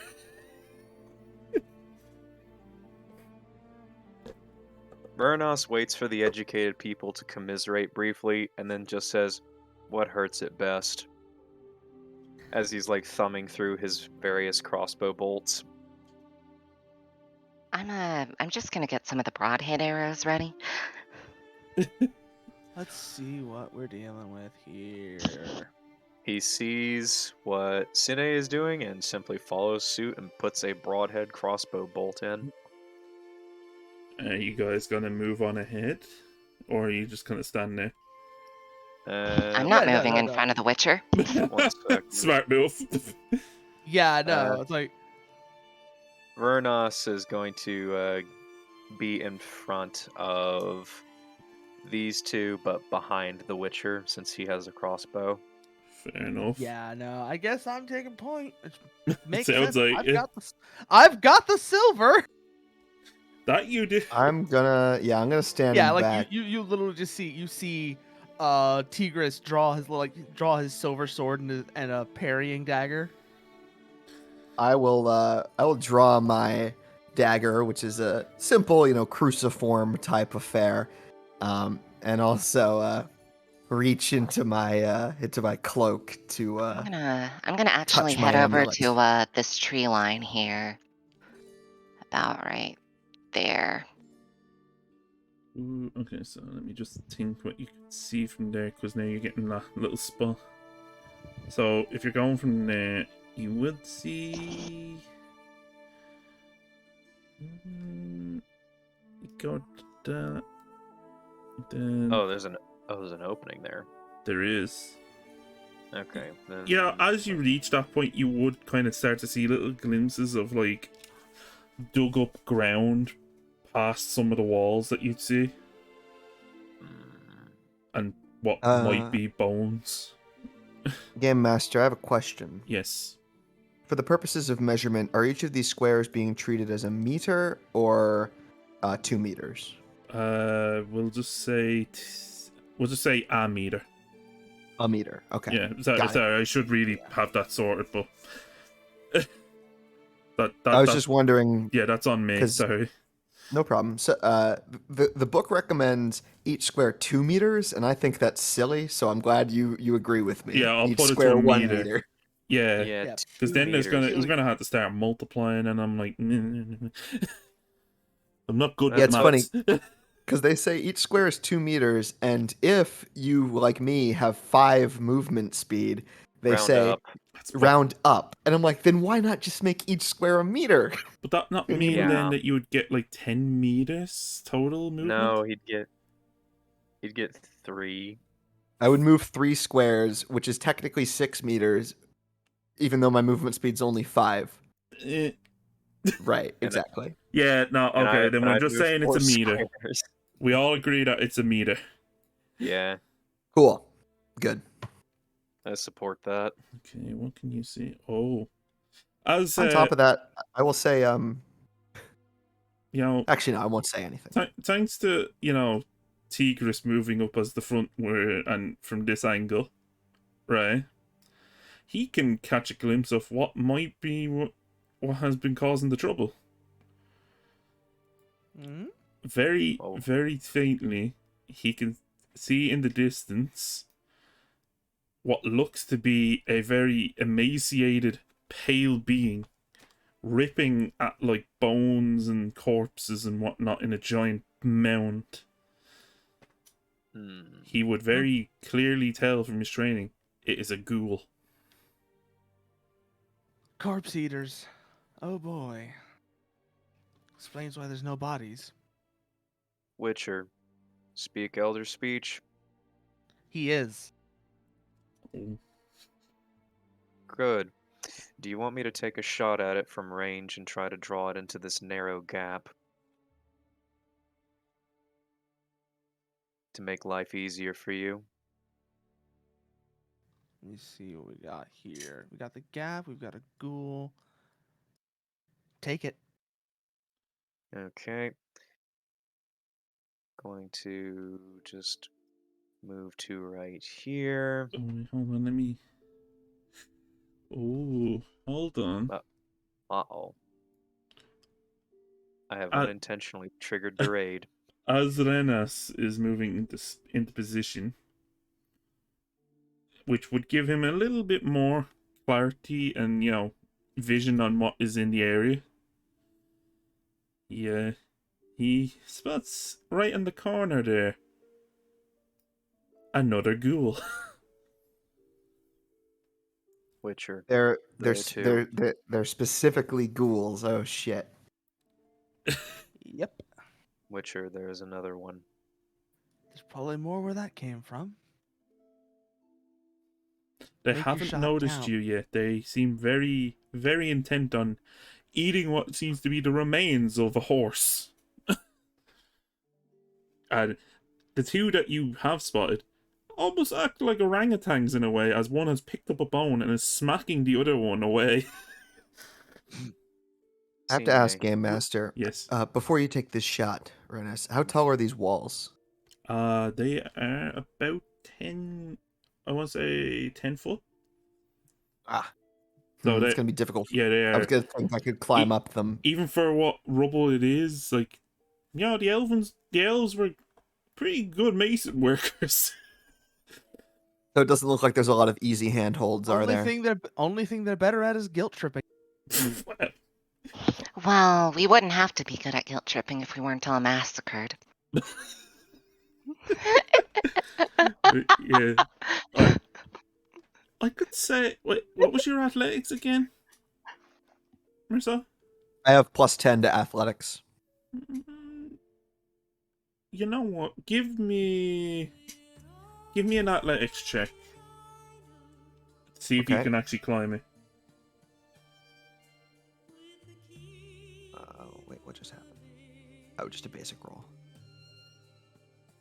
Holy shit. Okay, yeah, no, that's a crit. Loading Work. 22. Yeah. All right. No, I'm gonna climb up here. So you're climbing up there, are you? As you get Yeah, I'm not gonna stand on top. I'm just gonna you're just peek kind of over like peek over. at first, and then I'll mantle up depending on what I see. As you peek over, it all becomes clear. There's not just two ghouls. There are, in fact, a whole pack of them. There are Yay! 6 ghouls in total. I'm gonna say in Elder Speech to the Witcher, or I guess everyone. I'm say 6 of them. There's 6 of them. Vernos 6 of kind of them lowers for- the crossbow. X. Focus fire?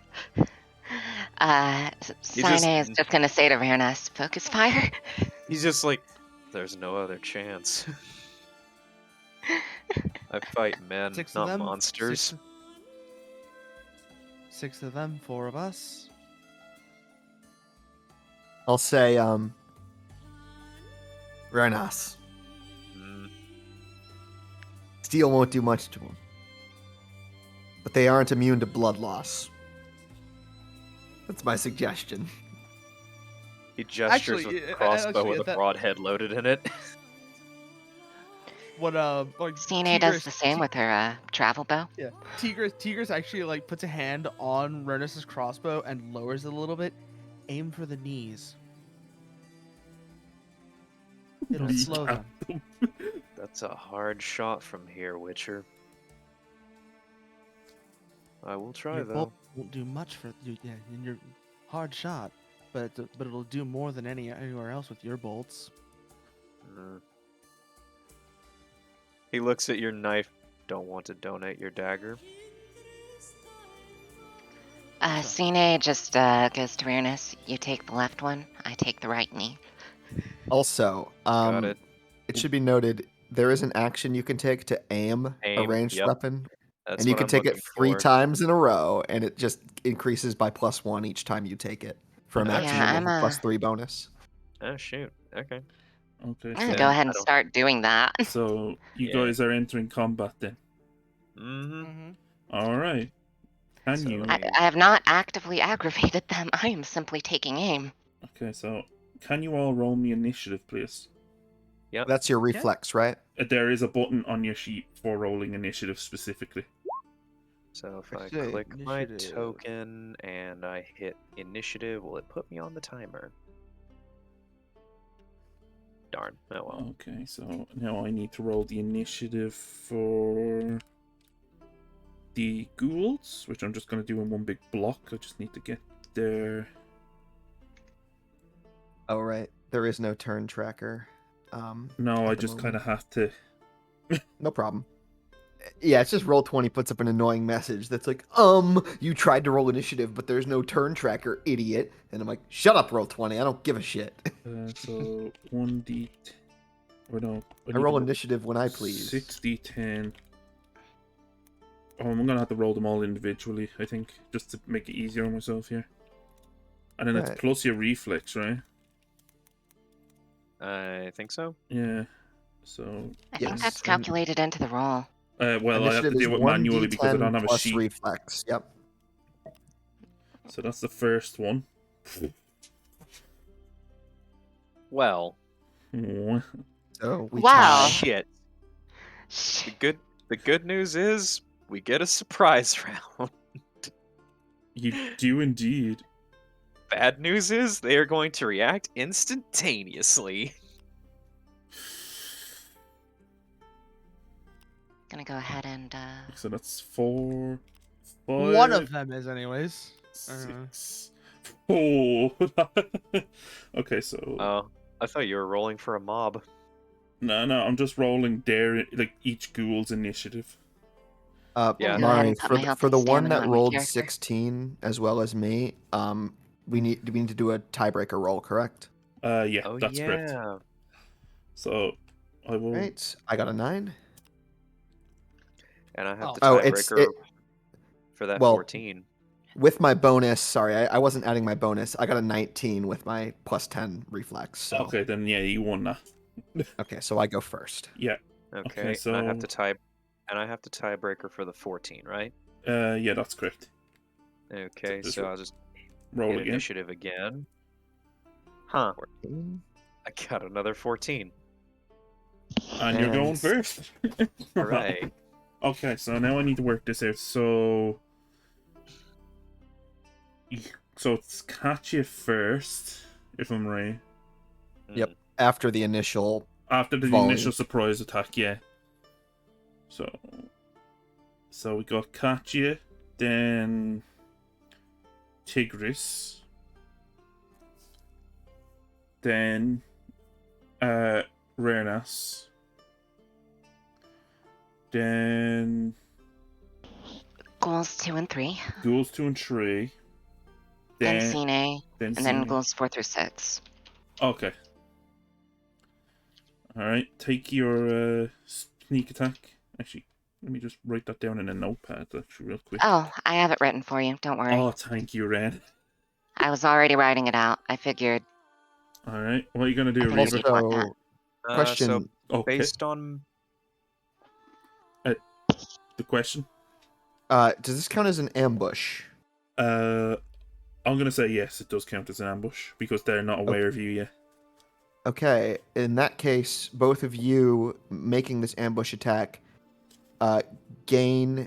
Well, I guess we all technically do. Gain a +5 against all targets who are unaware of us. This bonus lasts for the first round of combat. Wow. okay. So So for this first round, we're rolling at additional +5. all right. So +5 on top of the +3 for aiming. That's correct. Minus any called shots to a specific location. Yeah, and the next thing is I measured them as being 65 meters away from me, which is a little. I think that's the medium range for my crossbow. They since are it's 100 13 meters. squares away, so they're 13 meters away. Well. The 65 feet, that's just, it's assuming 5-foot squares, but we established they're 1 meter squares. So they are 13 meters away. Time for the... Okay, so 13 would be close then, because that's within a quarter. So submit to that, and I'm aiming for the leg. And I get a bonus of +8. Oops. Sorry, I didn't mean to hit that. Oh, that's fine. So submit. Oof. Still got a 14. And a fumble. Yes. Still, I was going to do the same thing, but let's resolve the fumble first. Okay. The other leg. So this counts as a combat fumble, so now we actually do have to look at the fumble chart. I think Yes. I have that open somewhere. Let me A fumble chart, page 157. Oh, I did have it open. So So you fumbled by 6. It rolls that for you. So according to the chart, with a ranged attack, the ammunition you fired hit something hard and broke. Ah, Dang it, these are expensive. Does it actually hit or is it a miss? it depends That on what their depends. defense is. Oh, It yeah, can right. still hit. I need to work that out. Hold on. Let me just... Yeah. So I need to roll... What? 1d10 plus their... I think the defense is reflex? I believe. So they have a skill called dodge, or alternatively, they can attempt to block it, but they don't have anything to block it with. Yeah. So they have to dodge. So you'd have to roll their dodge and escape. Okay. And the monster bestiary will say, for example, that they have like a +3 to dodge or whatever. That's not including their reflex stat. So you'll need to account for the reflex stat as well. Right. I'm just looking for that On now. top of the, yeah. Do they get to dodge in a surprise round? No, I don't think they do. So they don't get their bonus. That's actually a good point. Do they get I to dodge in a surprise Do you round? not think they do because they're unaware of it? Yeah, I'll leave that up to your fiat, Mari, Yeah. because I do not know. So then I wouldn't give them the bonus. So what's their dodge? So if they're unaware and can't actively dodge, it's Then I believe it's just a flat check based Yeah, on it's just range. a flat d10. So I will roll 1d10, which either way you're gonna hit it anyway. Yeah, that's a hit. So go ahead and roll damage, and remember your whatever damage you do roll is halved because you're not using silver. Right, but it does have a 100% chance to bleed them because it's a broadhead. It does. Okay, so Also, critically, since he beat the enemy's defense by 7, really, a 2, a 3, a 1, and a 1. Ooh. but because you beat the enemy's defense by a 7, that's a simple critical wound. Oh, Oh, slick. Yep, that mean I have to roll the critical wound chart? correct. It deals Critical- 3 additional damage, so for 11 damage total before being halved. Okay, let me roll. Let me see the critical wound chart. Okay. Simple critical table is 2d6, and it is on page 158. I just found it. Yeah. Okay, so Can I 2d6. roll it, Mari? You know what? Go for it. Maybe this is where my luck turns. Also, you were aiming for the leg, correct? Yeah. Aimed critical sidebar. If you aim for a location and score a critical wound, you do not roll on the table. Oh. You apply the appropriate wound, which is sprained leg. Hey. So they Hey. take a -2 to speed, dodge, escape, and athletics. Damn. You've just So I guess my crossbow bolt hit the kneecap and, And then just exploded, and just shattered off the kneecap. but it also exploded his kneecap. I'm sorry if I'm piping up too much no, with no, these no, that's rulings, fine. but I No, read here's the the thing. book a lot. Yeah, This is- this I is feel like way you've actually better read than it more than I fumble with it. have. Yeah, no, it's like you probably read it more than all of us combined. Or something. I really need to. I really should read it. I read it at work. Oh my god. I was Uh, so bored. This is So I was this is what also Bristow does aiming for for fun. the other knee to synchronize that. Okay. So can I go ahead and make that roll? Go for it. Oh no, that's just for damage. Oh shit, how do I roll the So oh right, you just have roll to- bows. Yeah, you have to roll your bows, Let's see. and then it's gonna take you down a little train of various things. Yeah, single or strong strike. It'd be a single You can strike. choose a fast or strong strike. It's up to Okay. you. No, it says Though a single or strong. Yeah, because Sorry, it's a bow. Single is less strong, and strong is more damage, but it has a penalty. Either way, it's one shot. Overdrawing.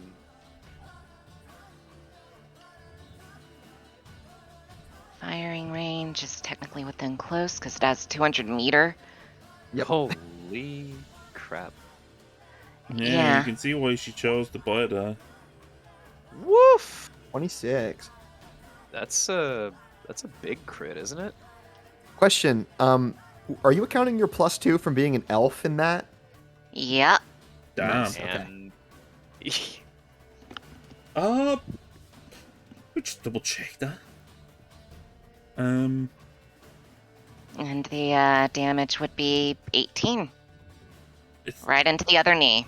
but you're not using silver, right? I am, however, using a broadhead arrow, which 100% chance bleeds. Yeah, but the base damage outside of the bleed would still be halved. because monster. So, Yeah. what they defend though? That's a good question. I need to roll the defense for that. Actually, sorry, Actually, I don't. I've looked up page 152, ranges and target DC. If you're attacking someone within close range, there's a target DC of 15 if they can't actively defend against it. Ah, so I didn't hit him. I did. Okay then. So that's 18. Then half that. That's 9. 9. Mm-hmm. So that's And it's a critical as well. It is okay. indeed a critical. So it's a sprained In leg. fact, well, since you beat the 15 by more than 10 with a 26, it's actually a complex critical, dealing 5 additional damage. And then whatever and- the complex critical for that area of the body is. It would be a fractured leg, which is a -3 to speed, dodge, escape, and athletics. Good Jesus, Ren. And they do stack. I had an idea. I Concern. had an idea. I mean, mine doesn't hit because I rolled a 14, and I needed a 15 to hit, didn't Look, I? I'm gonna chalk that up to me fucking the rule up there, so I'm gonna let it pass. Okay. Just because, Regardless, I had an idea here, did I not? you did. And it worked. So yeah, so what was your damage then, Reaver? I 9. rolled a 9, so half Yeah. of that would be 4.5, round up or down. Do I round up What or are the round rules down? for rounding up or down on damage? I think it's round up, It- isn't it, Mirza? It actually says always round down. Oh, always round down, so it's 4 then. Okay. 4 plus 9 would be 13. Okay, so as the twin synchronized round, or bolt and arrow fire towards the ghoul, he pokes up his head like as if he's like heard a rustling, but Don't forget the critical damage, which is That is true. combined to yes, an I am. additional 8. I'm Okay. Right, so additional 9. 8 damage. Okay. I got an additional 5. Reaver got an additional 3. That's combined an additional 8. And on top of all of this, because it's a leg shot, it actually, all the damage gets halved. Again. Damage to limbs is halved, yeah. Okay. So, oh god, I need to calculate that now. I got this. So it's 4 plus 9, correct? That would be 13. Then we add the 8, so that would be 21. 21. And this is after the initial halving of non-silver. Okay. So having 21 would be 10.5. We round that down to 10 total damage. 10 total damage. After the limb rounding down, or the limb halve. Right. So 10 total. Okay. But Alright. as I was saying, he hasn't got much time to turn around and see what said rustling was before his kneecap gets fucking shattered by Sine's arrow, and the other one being impaled and then shattered into by the bolt of Renas, as he screeches out in pain and just kind of falls over, like trying to flail but he can't move his legs. So he's just kind of stuck there, kind of trying to like claw at the ground to try and move, but he can't because he's panicking. This does then alert the other 5 of his pack mates, who all turn around and screech towards the area where the shots came from. Kind of narrowly see. Wait, is Katya still peeking over? Yeah. They would like very narrowly see her peeking up over the top and just screech towards her. Nice. Well, I will move from my perch once I take my turn. Yep. All right. Time for the first battle round then.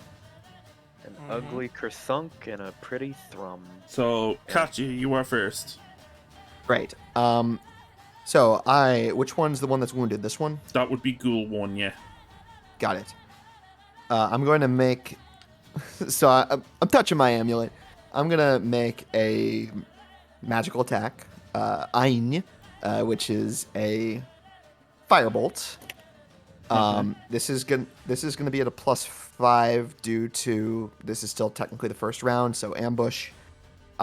Magic spells do not have weapon range penalties as they are not weapons. But this has been clarified in the Discord. Yep. I was like, it only has a range of 12 meters. That means I'm always going to be taking huge penalties. They're like, nope, no penalties to range for magic. They are within 9 squares, so 9 meters, so that's within range. We will make a spellcasting roll with a +5. Focusing, so my stamina is only a cost of 2 instead of the regular 5 because I have an amulet gemstone.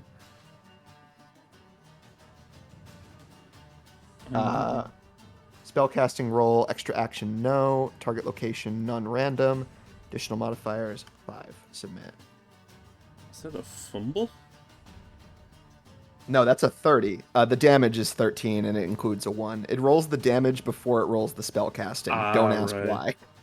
So I'm going to say that hits because obviously it has that massive stacking debuff towards its dodge. Okay, so it's got something like minus reflex. Is it going to attempt to actively dodge, or it doesn't? I'm going to try anyway, even with the massive debuff, which I believe is like -6. With the 2, it's -5 total to its reflex. So -5. So I've got to roll. Do I do that as roll 1d10 plus the reflex, then the minus? I would do 1d10 plus reflex, plus how many ranks it has in dodging, -5. Yeah. Okay. Yeah, no, I fucking fail. Great. Okay, so I got a 30 versus its 3. That's going to be a that's a hit. Deadly critical. Yeah. Location is torso. Also, I do look at that. It has a 75% chance of setting them on fire. Yep. So I roll 1d100, and if I roll 75 or lower, they're ignited. So that's hitting for a deadly critical. So it's dealing 13 fire damage, which monsters are not resistant to. So that's not getting halved. 13 fire damage plus 10 bonus damage from a deadly critical to the torso. So it takes. So plow this ghoul in particular. It takes 23 damage total, and it's set on fire for a critical wound of. I know a lot of people here. I know a lot of people here aren't big fans of Matt Mercer, but I'm gonna have to use this line. I am going to burn Matt Mercer at the stake. I'm gonna have to use this line just because of the sheer damage roll. How do you want to do this? So the deadly critical it would get would be heart damage. So I'm imagining that this is less of a ball of fire and more of just a single, mighty streak of fire, moving with such fierce velocity. It's practically solid somehow. Just like punching a big, I'm gonna say a head-sized hole straight through where its heart would be. And leaving charcoal behind. And also setting it You on could really fire. call that some heartburn. Okay, so yeah, that definitely happened. And what is left of that ghoul is currently on fire. It is dead. And then I'm going to spend 3 stamina to take an additional action. Ooh, okay. And with my additional action, I am going to hit this ghoul number 2, with Reivew, which Reivew. costs one stamina, thanks to my focus. So this can be dodged with his dodge if he chooses to do so. Yeah. This is being rolled at a -3 modifier since it's an extra action. Oh wait, is he close enough? That's the real question. It's an 8. He is not close enough. Yeah, you can't do Reivew. Yeah. So instead of doing Reivew, I'm just gonna cast another Ein, because you can do that. Yeah. So It's your stamina you're spending. Yep, that's 2 stamina, so I've got 33 left. Extra action, yes. Target location, non-random. Additional modifiers, +5 from ambush. That's a 22, and he can actively dodge it if he desires. And he has no debuff to himself. Nope, he's rolling at full. Yep, so that is roll 1d10 plus 6.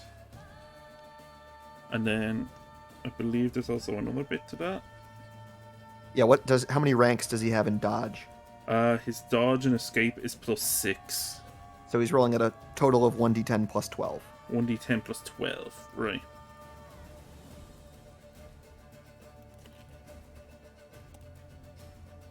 It's a hit! 18. So that'll hit for 10 damage and roll 100. He is on fire. Jeez. Then I will use my movement to climb down the wall. Okay. Who put the fire on that?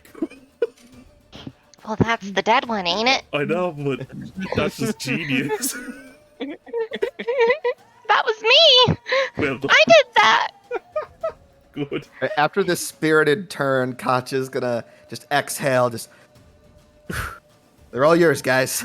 Right, well, since Cool One is currently burning to ashes right now, my leg.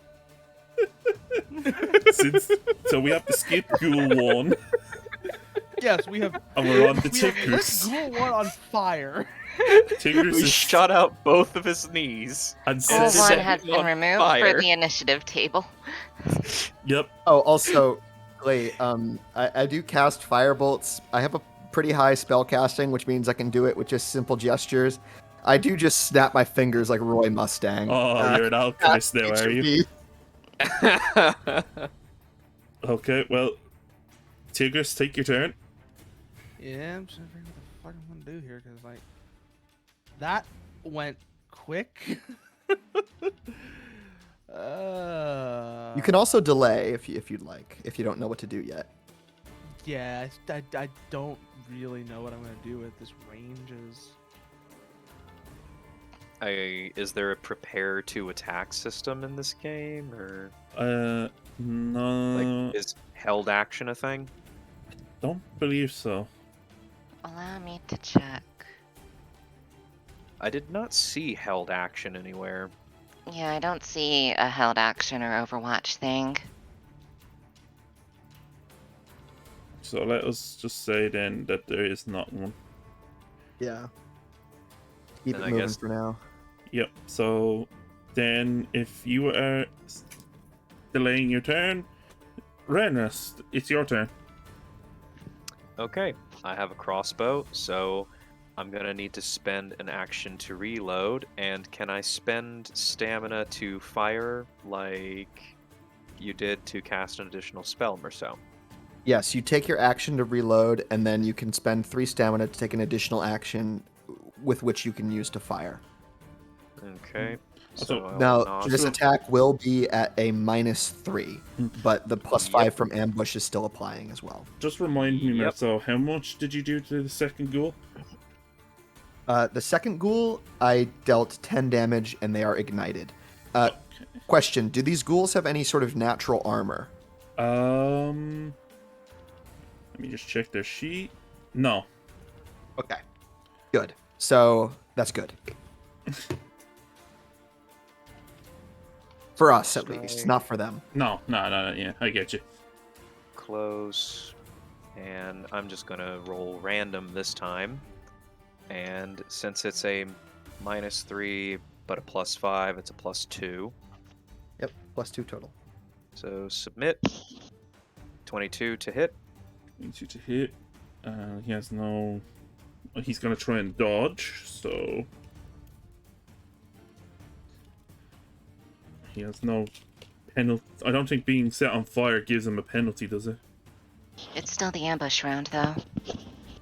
That is true. But I think that only just gives you that +3. Now that we're actually in combat.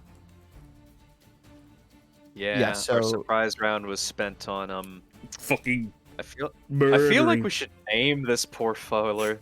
He's Why don't we call him Fieldix? Fieldix. Yeah, because we plowed him. Oh, jeez. Alright, Fieldix the ghoul. So, to answer your question, being on fire does not give him a penalty to his defense. Oh. No. It just does Fumble. damage at the end of the turn, doesn't it? He takes it, it says every turn. It's up to you whether that's the beginning of the turn or the end of the turn. It's not specified. I'm gonna say at the end of the turn. Okay. Mari, I believe that's a fumble on your part. Yep, roll another d10. He could fail even harder. So he fumbles by 6, getting... 7. So it's a 7, so 22 minus 7. Oof. That's a... That's a 15 difference. 15. So that's a deadly critical wound. Oh. Ooh. And he fumbled by Now- 6 on that, so... Click the location button. Let's see where you shot him. Head! Head. You just fucking you just sniped the bastard. 3 times damage, baby. Now roll the crossbow damage. Oh, now it's gonna be all ones. Come on, baby. Give me some. Give me a little some. Nine. It's all ones and 2s and 3s. Okay, so a 9 now. Question, do I do the ×3 before or after I half it? So I would Also, say we have to add the after. deadly crit. Okay, so we half it first, then times it. Yeah. So And that's- critical damage is not multiplied based on location, by the way. Okay. Aw. So, as far as I'm aware, so the 3 damage is the 4 damage is multiplied by 3 to 12 damage, with an additional 15 from the critical on top of that. Now, it's a deadly critical to the head, right? Yeah, Mm-hmm. because it's 3 times damage. Sorry, So that's 10 if it's a damage on top. deadly critical, that means separated spine, if I'm correct. Spirited sign. yeah. Spine. It's just fucking dead. Yeah, no, you just snapped its fucking neck.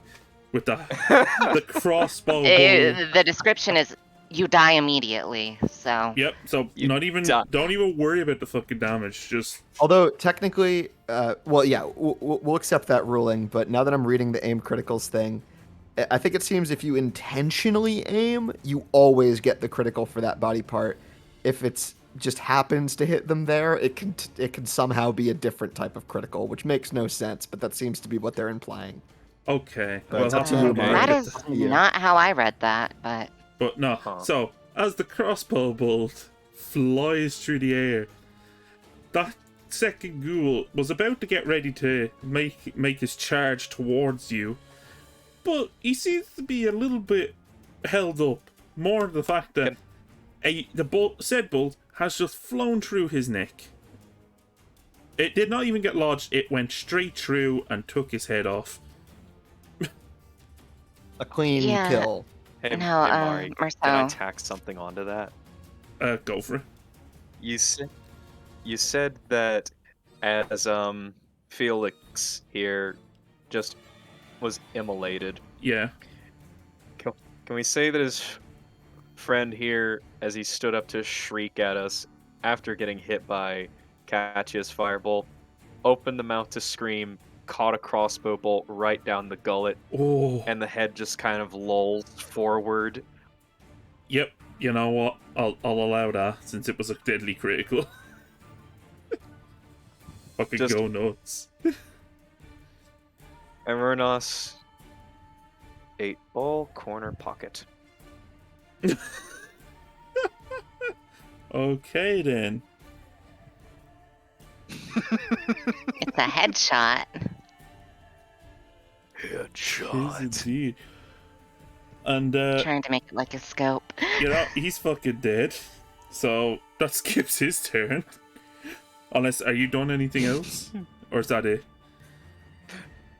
Nah, I feel accomplished. Okay. I don't think you can take further additional actions, so No. yeah. So My he's last dead, action so... will be subtract Marcel. one more from my ammunition. I am not seeing where it implies that something on the... Oh. Yeah, no, that still says you can hit the head.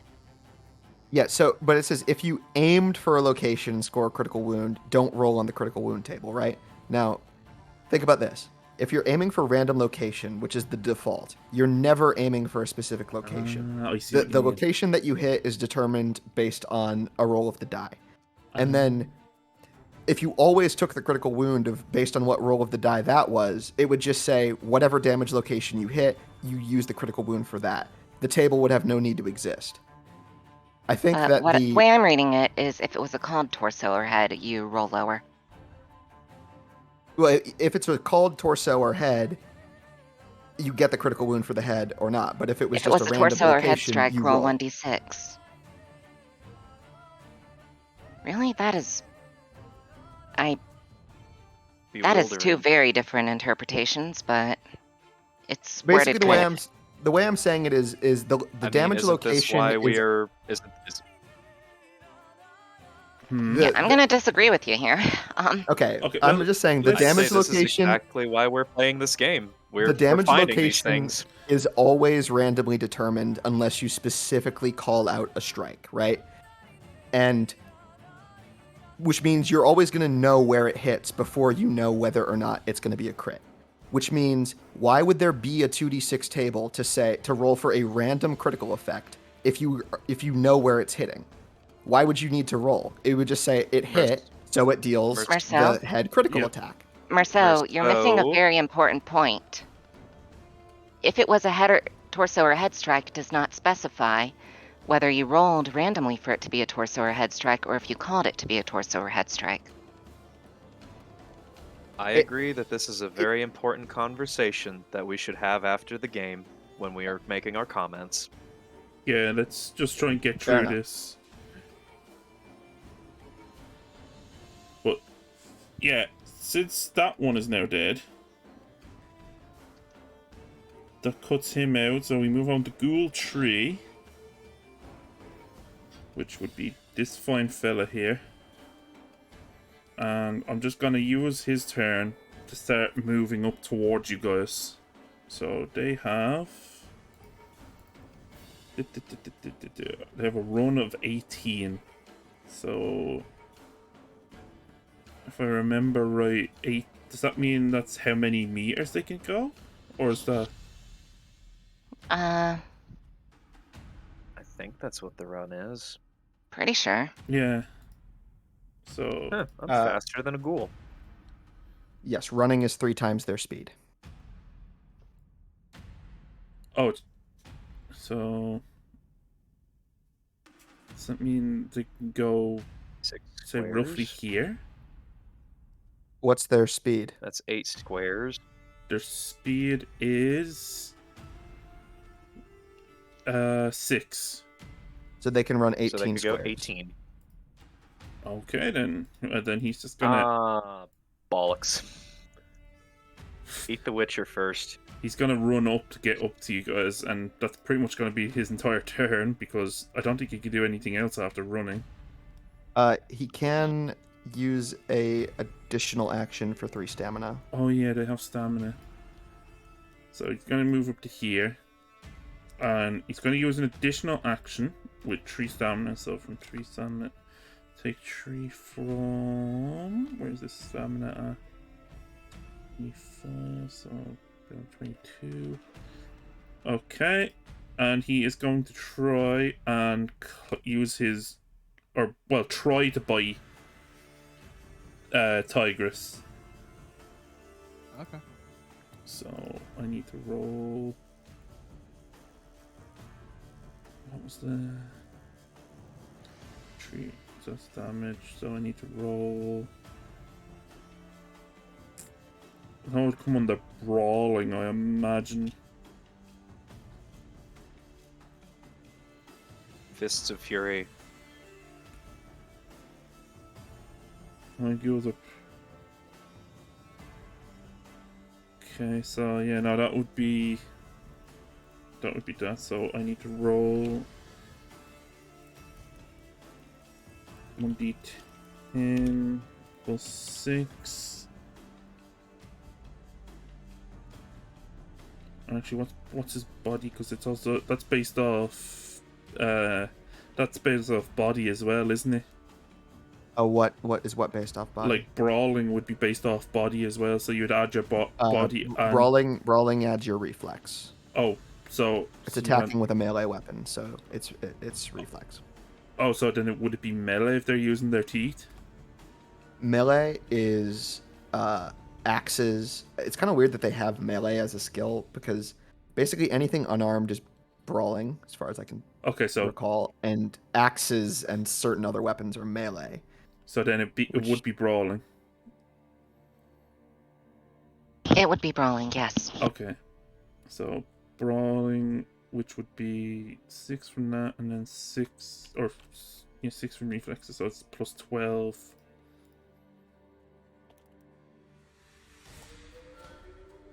$15.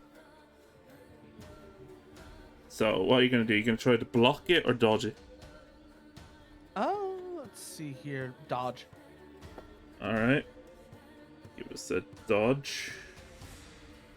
Dodge. Where are you? Dodge.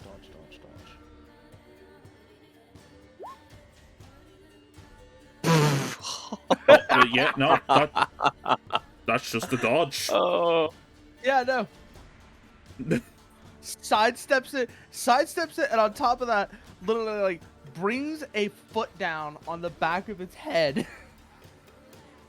Do we even see him move? He's just that good. He just iframes it. Fucking, he's better than a Smash Bro.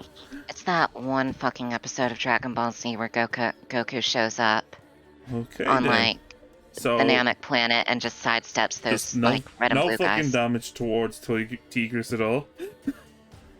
Yep. Which leads us to Cine's turn. Yep. Now, Cine is surprisingly not going to fucking move. And instead knock a broadhead arrow for, I believe, let me check here. I'm sorry, my medicine is kicking in and I am feeling it, Mr. Krabs. Oh no. I'm going to do a strong strike with another broadhead arrow against that ghoul right there next to Tigris. Okay, so that is close range.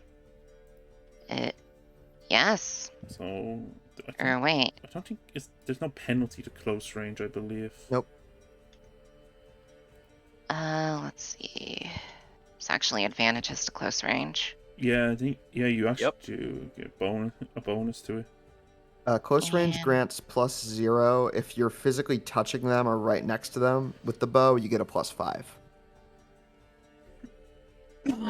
Let's see.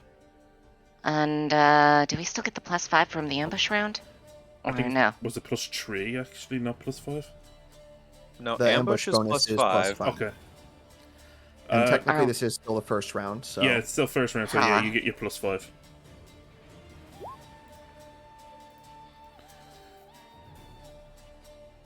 Okay, and then I'm gonna have it try to dodge.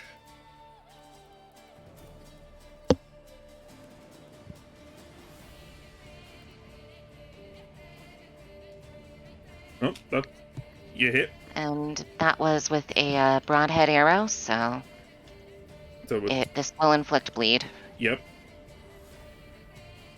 And let me get to the thing. Ooh. Half of that, 7. 7, and then it gives bleed. Yep. All right then. So as the arrow hits it, it tends to tear at some of the other skin around the impact point as it tries to rip it out afterwards, howling in pain. Now that its blood is dripping onto the grass. And is that the end of your turn?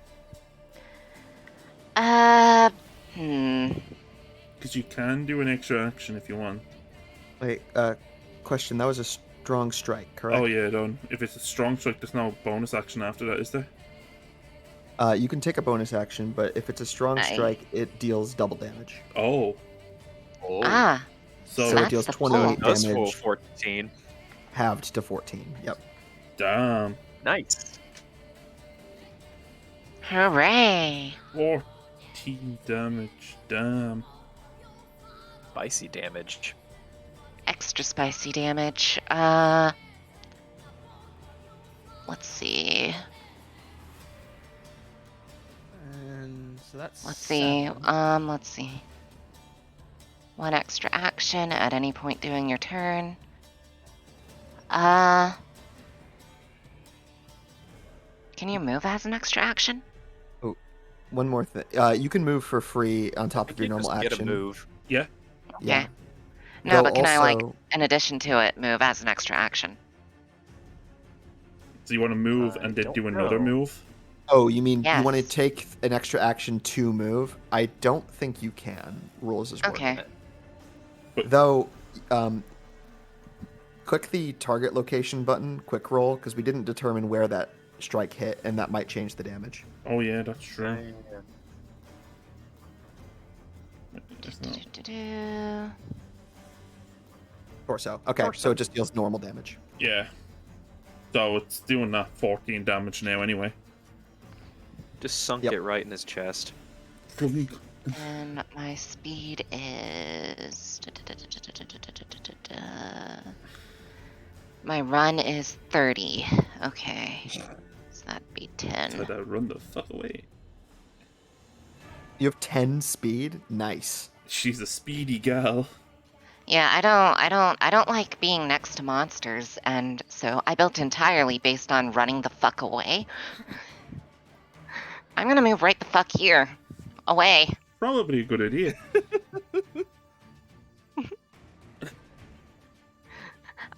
Sine and Rarenos have a system. They both shoot something, and then Sine runs away. So that's your turn then? Yep. Okay then. And At the end of that turn, before I move on to the next monster, the bleeding ticks on this ghoul, which does an extra 2 damage. So Nice. you did 16 damage to it this turn. Wow. That is painful. how's it looking? Is it still looking healthy, raring to go? Is it I'd like say- looking on its last legs? He's looking weak. He's looking weak. He ain't dead yet though, but he is he's not happy. He's quite angry. So that would bring us to ghouls 4, 5, and 6, who are all going to follow their friend in charging towards the group. This one is going to go to here. Oh. It's going to take its run and try to bite or claw at Renras. Okay. So that would be.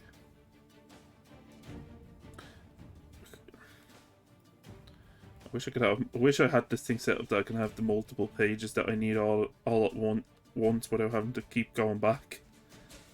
I need to set that up. I'm a really bad GM. I'm sorry. Everyone starts out somewhere. Don't worry about it. Okay, so we roll a thing. So This is already going better than the first time I GM'd. Same here. Fumble. Oh, that's a fumble. Now I need to I'll roll 1d10 to see. These are the world's unluckiest ghouls. Fumbled with 4. 4, no major fumble. Okay, so Okay. it just fails. Well, he So rolls a I just have to- 9. You have to so dodge. I have to roll dodge escape. Yep. And I have no modifiers to this, right? Do you have any points Nope. in dodge or escape? Oh yeah, I do. But it asks me if there's additional mods before I hit submit. Then no. Should not be. There you Yep, no. go. you just yeeted yourself away from it, so. Yeet. My roll is 6 plus 9 plus 6. Nice. 69-6. Fuck. Okay then. I'm not gonna. I'm now on to number 5.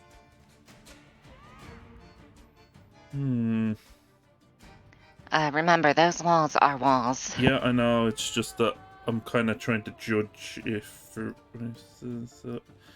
Oh, You can right-click while you're moving it to pinpoint and turn it. Oh. Yeah, see, Roll20 has nice little features that you That they never tell you about. that you need someone who has messed with it to tell you how it works. So, okay, no, that can work. So it's gonna run up here, and then this one's gonna try and attack Runas as well. Ah. Now, this Wow. will give them a ganging up bonus. Oh, it does. Yep. So, Renras, you take a -1 penalty for every assailant beyond the first assailant. Furthermore, Okay. if you choose to dodge again or take any defensive action, it will cost 1 stamina, as you've already dodged this turn. Well, I'm definitely going to dodge, assuming. Oh, absolutely. Yeah. Exploding. Roll another d10.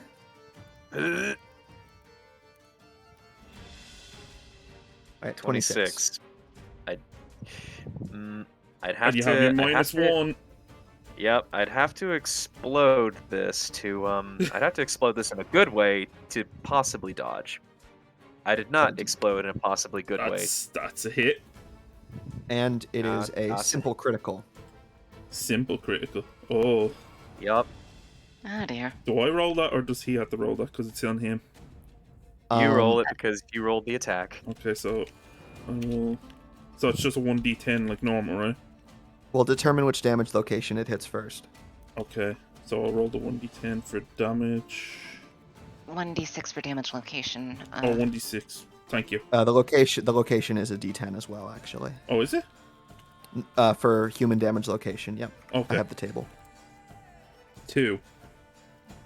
That is torso. Okay. And then another roll. Time to see how good this armor is. You're in danger. Haha, I'm in danger. Oh wait, no, I need to roll the damage. It's a yeah. I forgot to add the damage, so that is 3d6. Okay. So I need to roll. So let's roll 3d6. That is a 9. Okay. Fine. And are you going to roll on the simple critical table? That I will. Hold on. So that is the critical table, the 6 then? It's 2d6. 2d6. A 9. 9 Cracked ribs. ribs. Oof. So the damage total, so the simple critical damage is applied directly, ignoring armor. So that's just 3 damage off your HP. Okay. The 9 damage. What's your armor? 12. Okay, so you take no damage from that. Your armor reduces from 12 to 11. But otherwise, you take no damage. Just that 3. Yeah, and the multiplication of damage for damage location applies after armor. So if someone hits you for 12 damage and you have 12 armor, you ignore it. It doesn't get multiplied. If someone hits you for 13 and you have 12 armor, it's not that they hit you for 36 damage, which only gets reduced by 12. They hit you for 1 damage, which then gets multiplied according to what location it hit. Okay. So you I take took 3.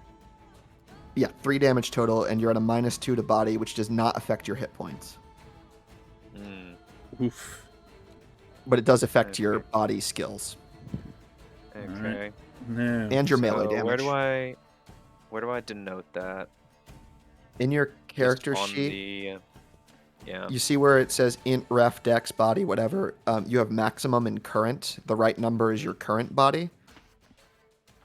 Or I guess the left number is your current body. No, I don't know. Never mind. Sorry, I apologize. Yeah, it won't let me modify the current one. You're right. It does not. Oh, you can click the lock next to it and hit add modifier type and put in a -2. Let's see what that does. Yep, and that reduces your current. A bit clumsy, but that's how you do it. Okay. So then we have our final one, number 6 here.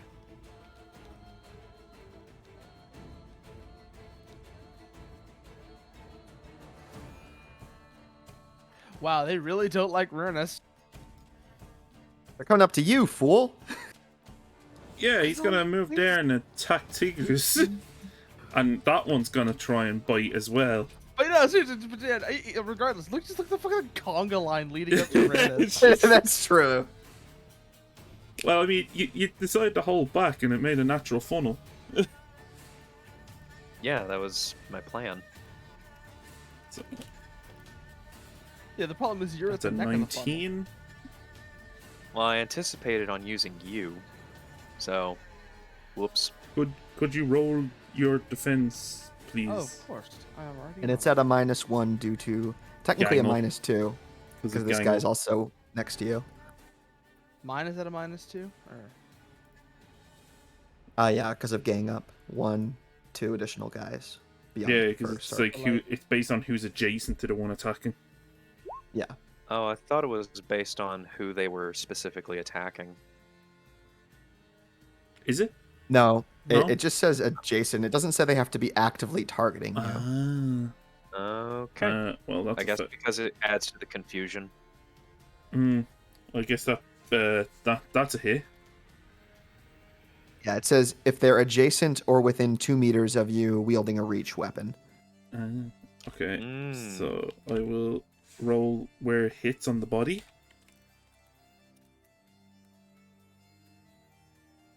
Which was... That's the 2d6 again. That's a D10. Oh, For the hit D10? location. Yeah. 10, right Uh-oh. leg. Or Oof. left leg. And that exploded. Or does it... No, it hit doesn't location explode. doesn't explode, yeah. Okay. So that's hitting the right leg. And now we roll the... Left leg, actually. Oh, left leg, sorry. Yeah, I apologize. No, that's fine. And now we roll the damage, which is 3d6 plus 2 because it's a bite. Let me just double check that. Yep.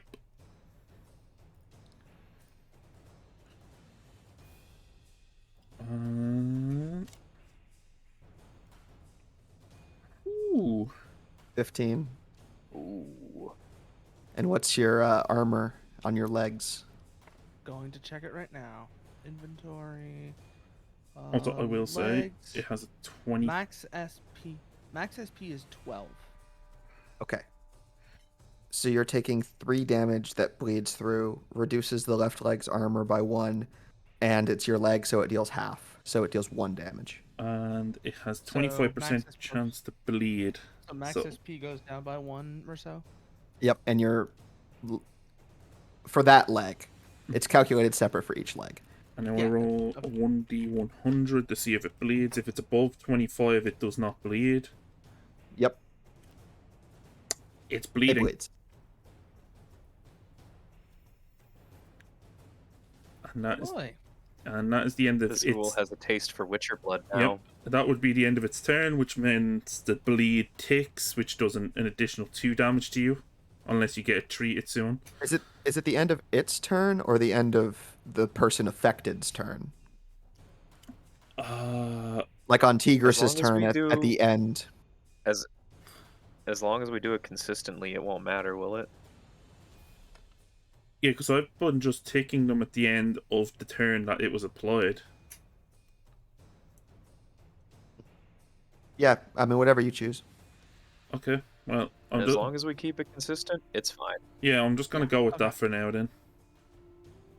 So that was 1 damage from the bite plus 2 from the bleed. Okay.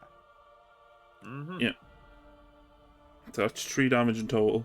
And you did delay your turn, so it does come to you unless you want to delay it again. No, I'm gonna kill this fucker. And I have just the thing for the job.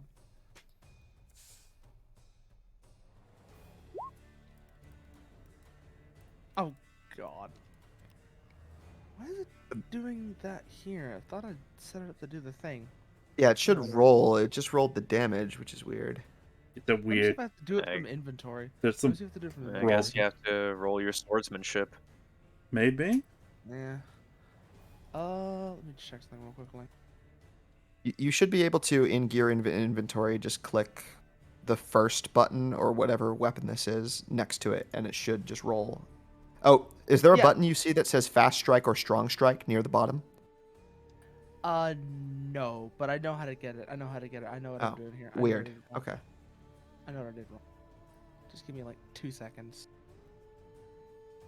It's have under to skills, go under reflexes.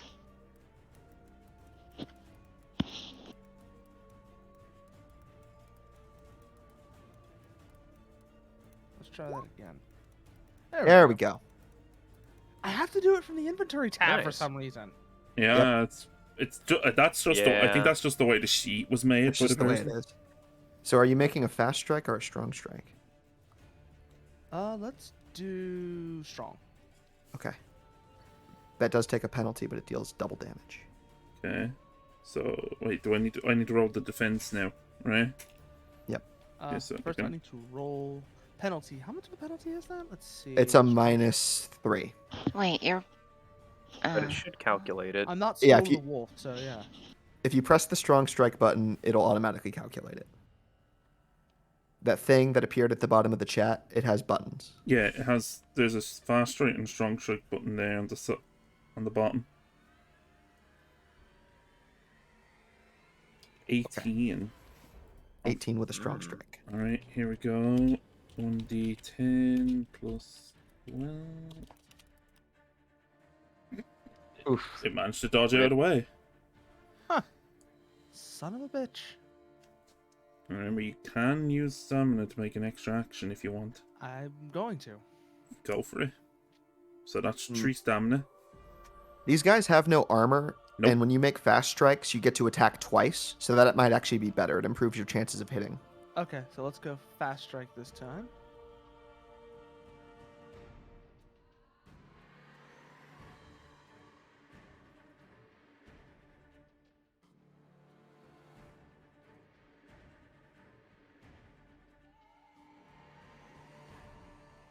Oof, okay. It's First attack. I'm gonna fumble on the second attack. Well, let's resolve the first Yeah, attack we'll resolve first. the first attack.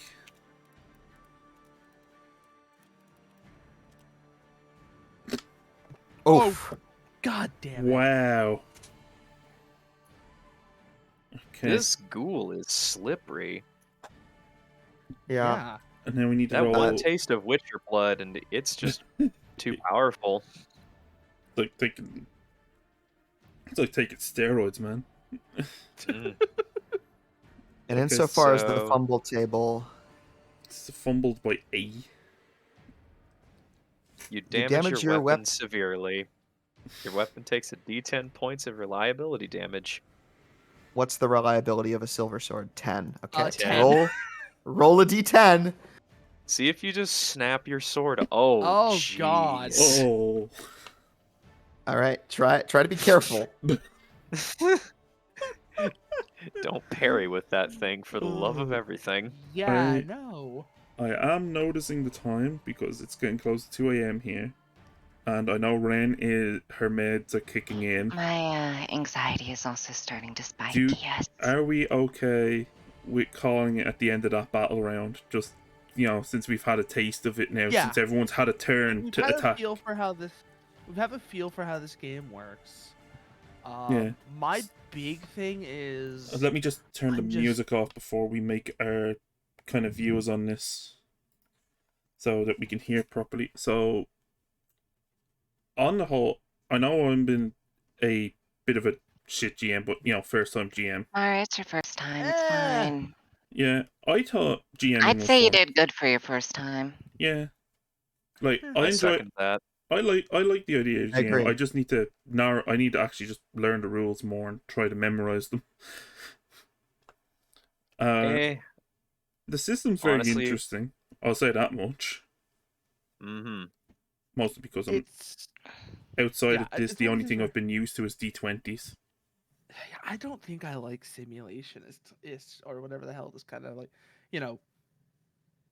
Witcher, Pathfinder. I'm not the biggest fan of it, honestly. Gonna have to say.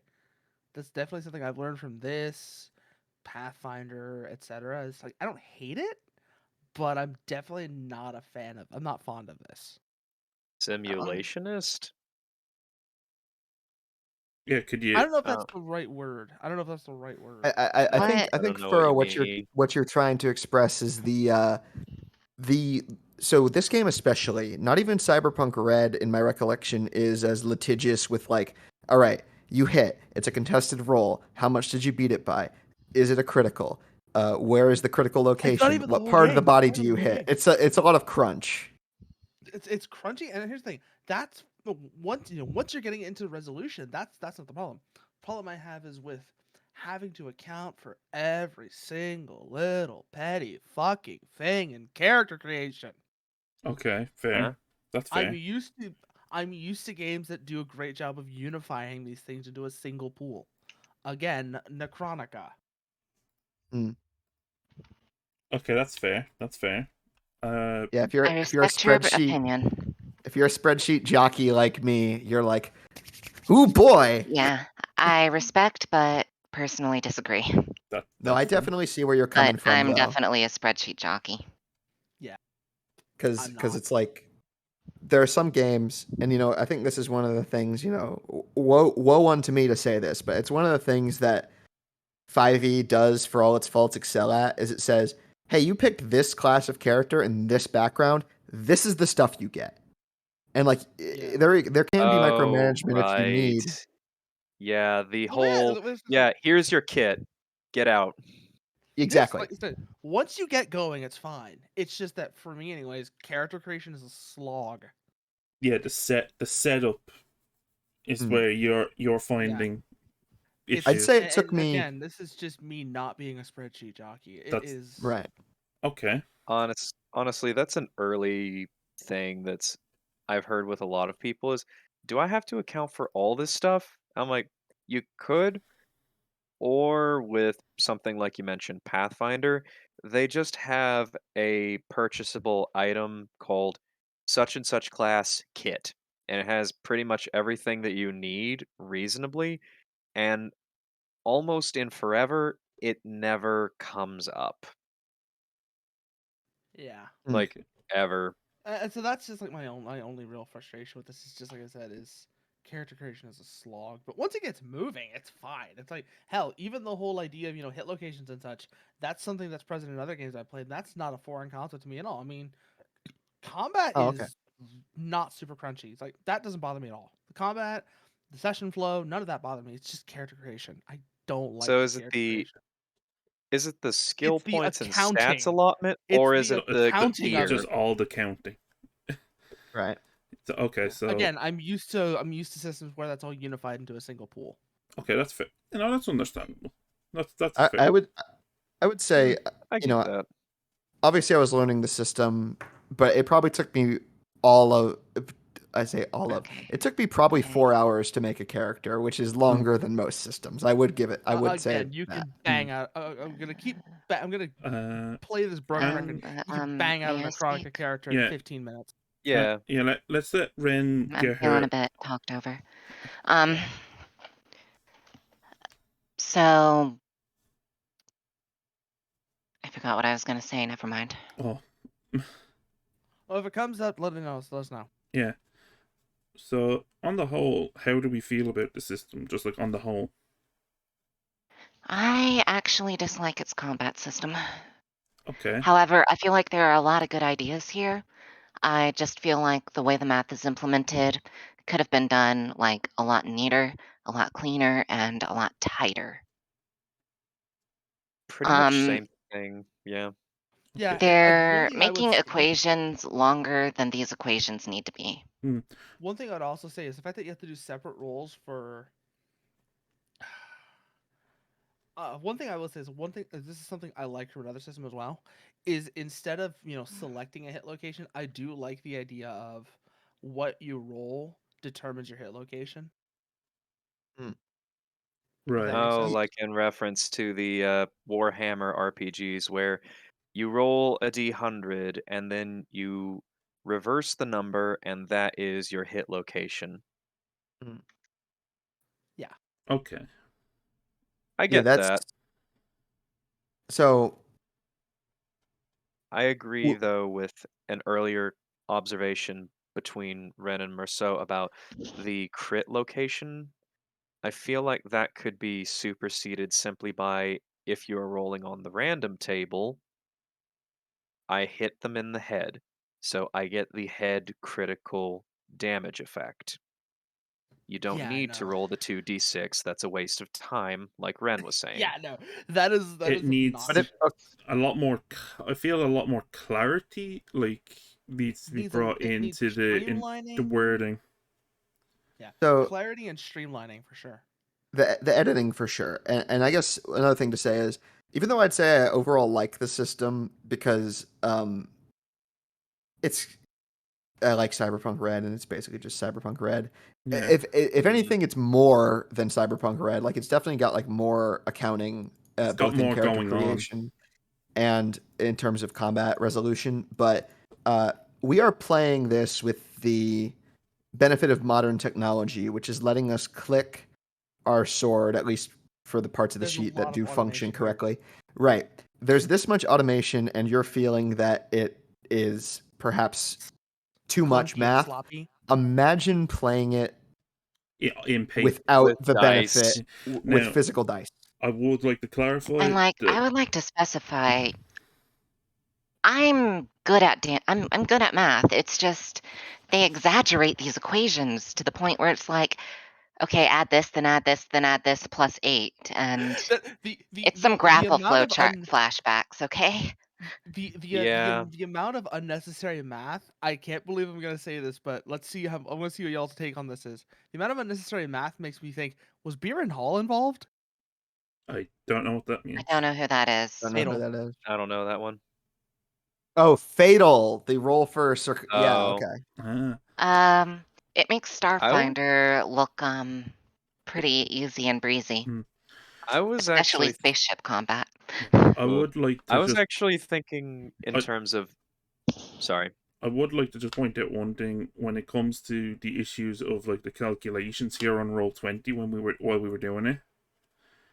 That could be also down to the person who made the actual sheet. Like that's not made by Talsorian, so we can't really. Absolutely. I can't put Absolutely. that down as a Um, negative to them. I When also I am think reading it, no, you have to like add 7 or 8 different things, generally speaking, to whether you hit or not. So I will. Okay, fair. Yeah, that I feel like it's a pretty much the combination design of of the the sheet is one things. thing. Yeah, The design of the sheet is one thing, but like yeah, just reading through the roll formulas is like, oh my god, why can't you just combine these into like 2 things tops, maybe 3? Yeah, so yeah, that's where, not to circle jerk my favorite system, I know you like systems, Lancer. Lancer and Uh, Icon, but in those they have the accuracy and difficulty, or boon and curse as they're called in Icon, where modifiers grant a d6, and if you have a bunch of modifiers, they circle grant jerk, huh? a yeah, they grant a Yes, bunch of yes, d6. yes. We know your favorite war game in an RPG suit. I'm okay, just saying, I think that's an I'm elegant way not to. okay, I'm not saying it's a This is the bad 10,009th time you've said it. fair. And he would Sure. say it a 10,010th time if it cost him a quarter.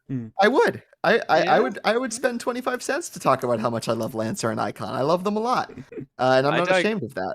I Okay, would like to interject though that I feel like this is it's a crunchy system, but I kind of like crunchy systems because it feels like there are many moving parts, but once you understand them, it will flow together a lot better. yeah, Yeah. And I think that's part of growing pains with learning what is essentially a new system because, like you said, Merceau, Cyberpunk Red flows a lot more quickly, but I think that's due to the nature of a majority of the characters are using guns, which Right. wildly simplifies the matter of hit location and damage and such and such. yeah. Right.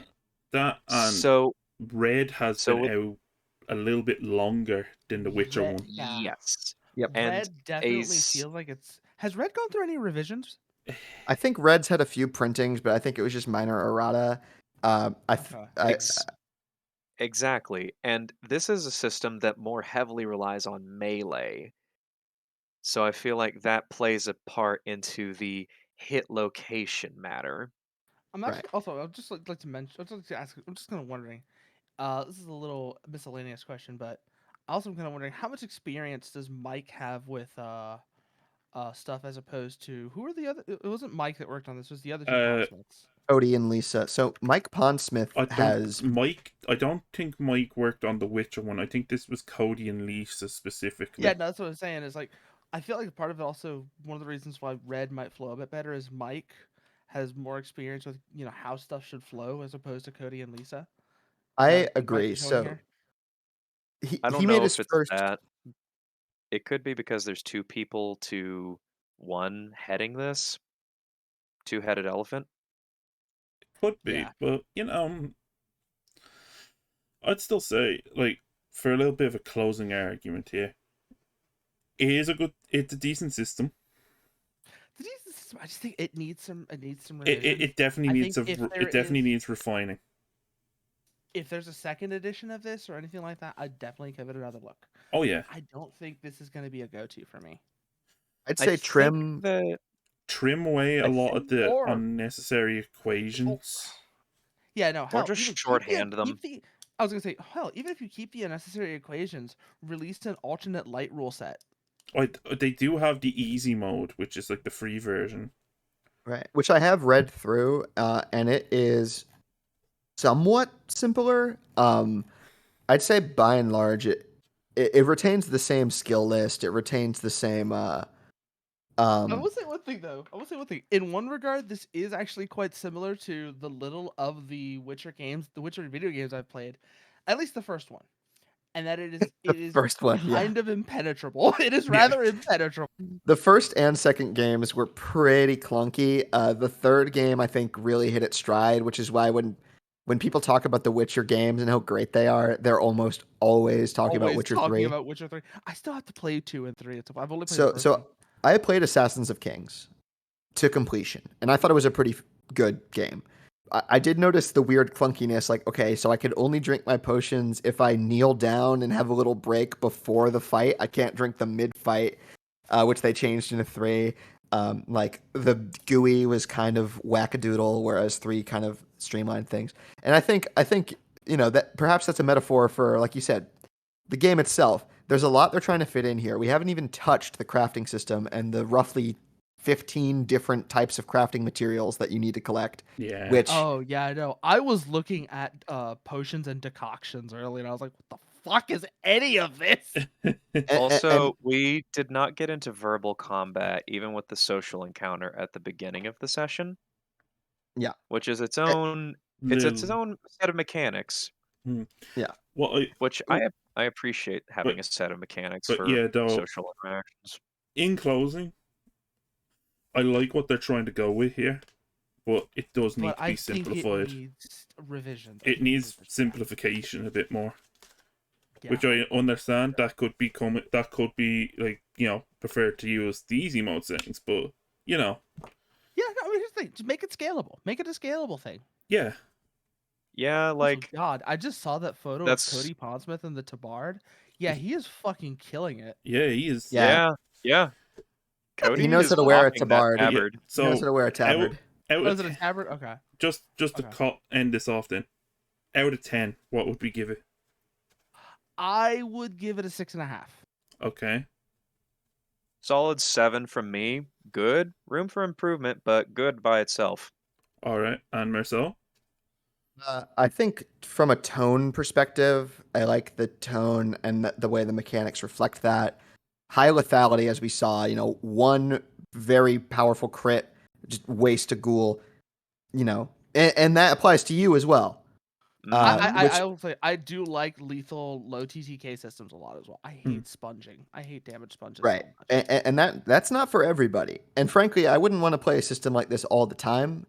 Like I like other games that shall not be named. But yeah, out of 10. But I do like this for what it's trying to do. I'd say 7 out of 10. Okay, so we're talking about an average of like 6 to 7 out of 10 then for the group. Yeah. Yeah. Okay. I'd give How it about you, one Mari? thumbs up. You ran the game. How do you Yeah, so feel you from a GM'd it. game How do you master feel? perspective? I don't know, because I haven't GM'd anything else. I don't have much to go off. Okay, That's fair, but you did run it, and it's your first On time. that subject, Mari, I feel like you should give a couple other systems a shot at GMing, because I feel like it would give you a lot of perspective. You would get a lot. Another system you should GM that would give you a lot of perspective is Made. Okay. But if I'm to give it a 6, if I'm to give it a 10 out of 10, right?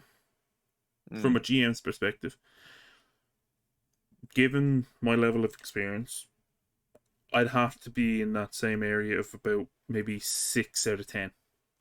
There's a lot, like, I know I'm not 100% learned on the system, but there's a lot of things that could be worked on.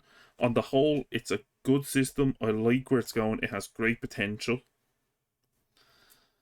But a couple of revisions, streamlining of some of the mechanics could really make that come up to maybe an 8 for me.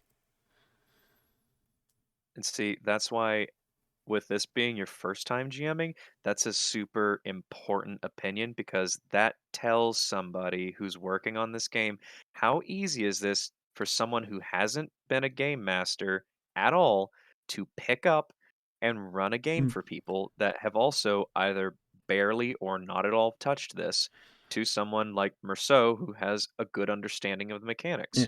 I will also point out, if I'm to cut out the combat section, right, and talk about judge of GMing non-combat situations like what we had in the town, I would put it to a 7, just because I felt a lot easier to get into it there.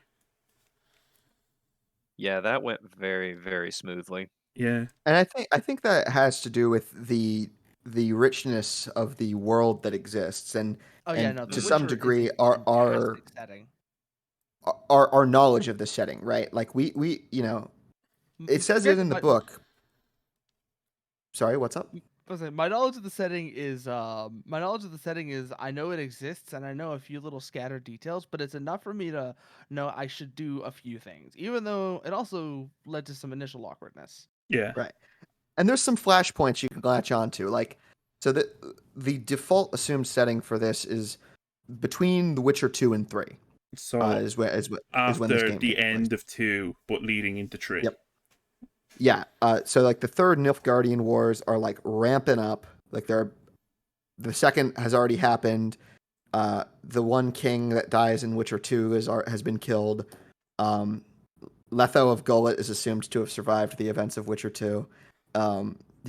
There is sort of, this is explicitly based on the video games, not the books. Yeah, but it does also have little like sidebars if you want to have it closer to the books. Yes, it does, which is nice because I know there's a lot of people who are big fans of the Witcher books. I knew a guy in high school who's like, "Oh, I haven't played the games, but I've read all the books." Yeah, because like I'm gonna pick up the books at some point. yeah, because like the one thing I did notice the most about those little sidebars about running it in based on the books that I really liked is the discussion between either running silver swords or meteorite swords. Mm. Because in the books they don't have silver swords; they have meteorite swords. Like their swords are made out of chunks of meteorite. And in the games, they explicitly made it okay. The quote unquote steel sword is made out of steel from a meteorite. Yeah. So they kept meteorite swords, but also they have silver swords. Whereas before it was steel, and it was just normal steel, not meteorite steel, and meteorite, which was meteorite steel. Yeah. Yeah. And which is hilarious to me because in the books, I'm kind of wondering, Merso, you might know a little bit. In the books, does the meteorite sword share the sort of fragility of a silver sword? it actually should, because I was gonna fact say for it the folks in should. the audience, a Meteoric meteorite iron is super. It's not it's terrible. It's super high in nickel. It's super included. It's usually super high in nickel. It's not very pure. It takes a lot of time and effort to get anything workable out of it, and it's still not as good as like a good mono high carbon steel. Yeah. But yeah, I think they get around. Sorry. Before we do go off on on the tangents of sword making,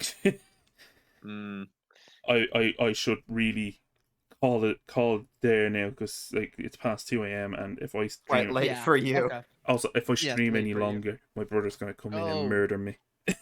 Go get some sleep. So yeah, Mari, thank you for running. Thank you for running. Mari. I honestly thank you for dealing with my adjust glasses. Actually, do you mind if I suggest a raid target? Go for it.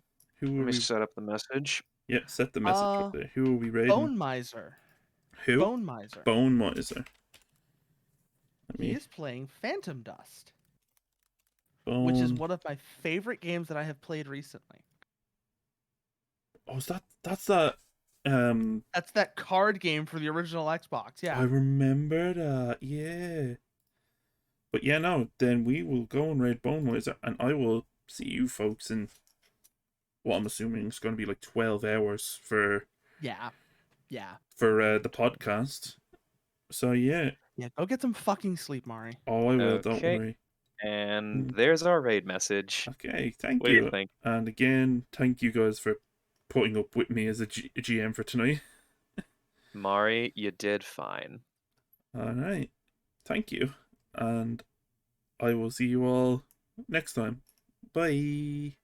Bye. Later.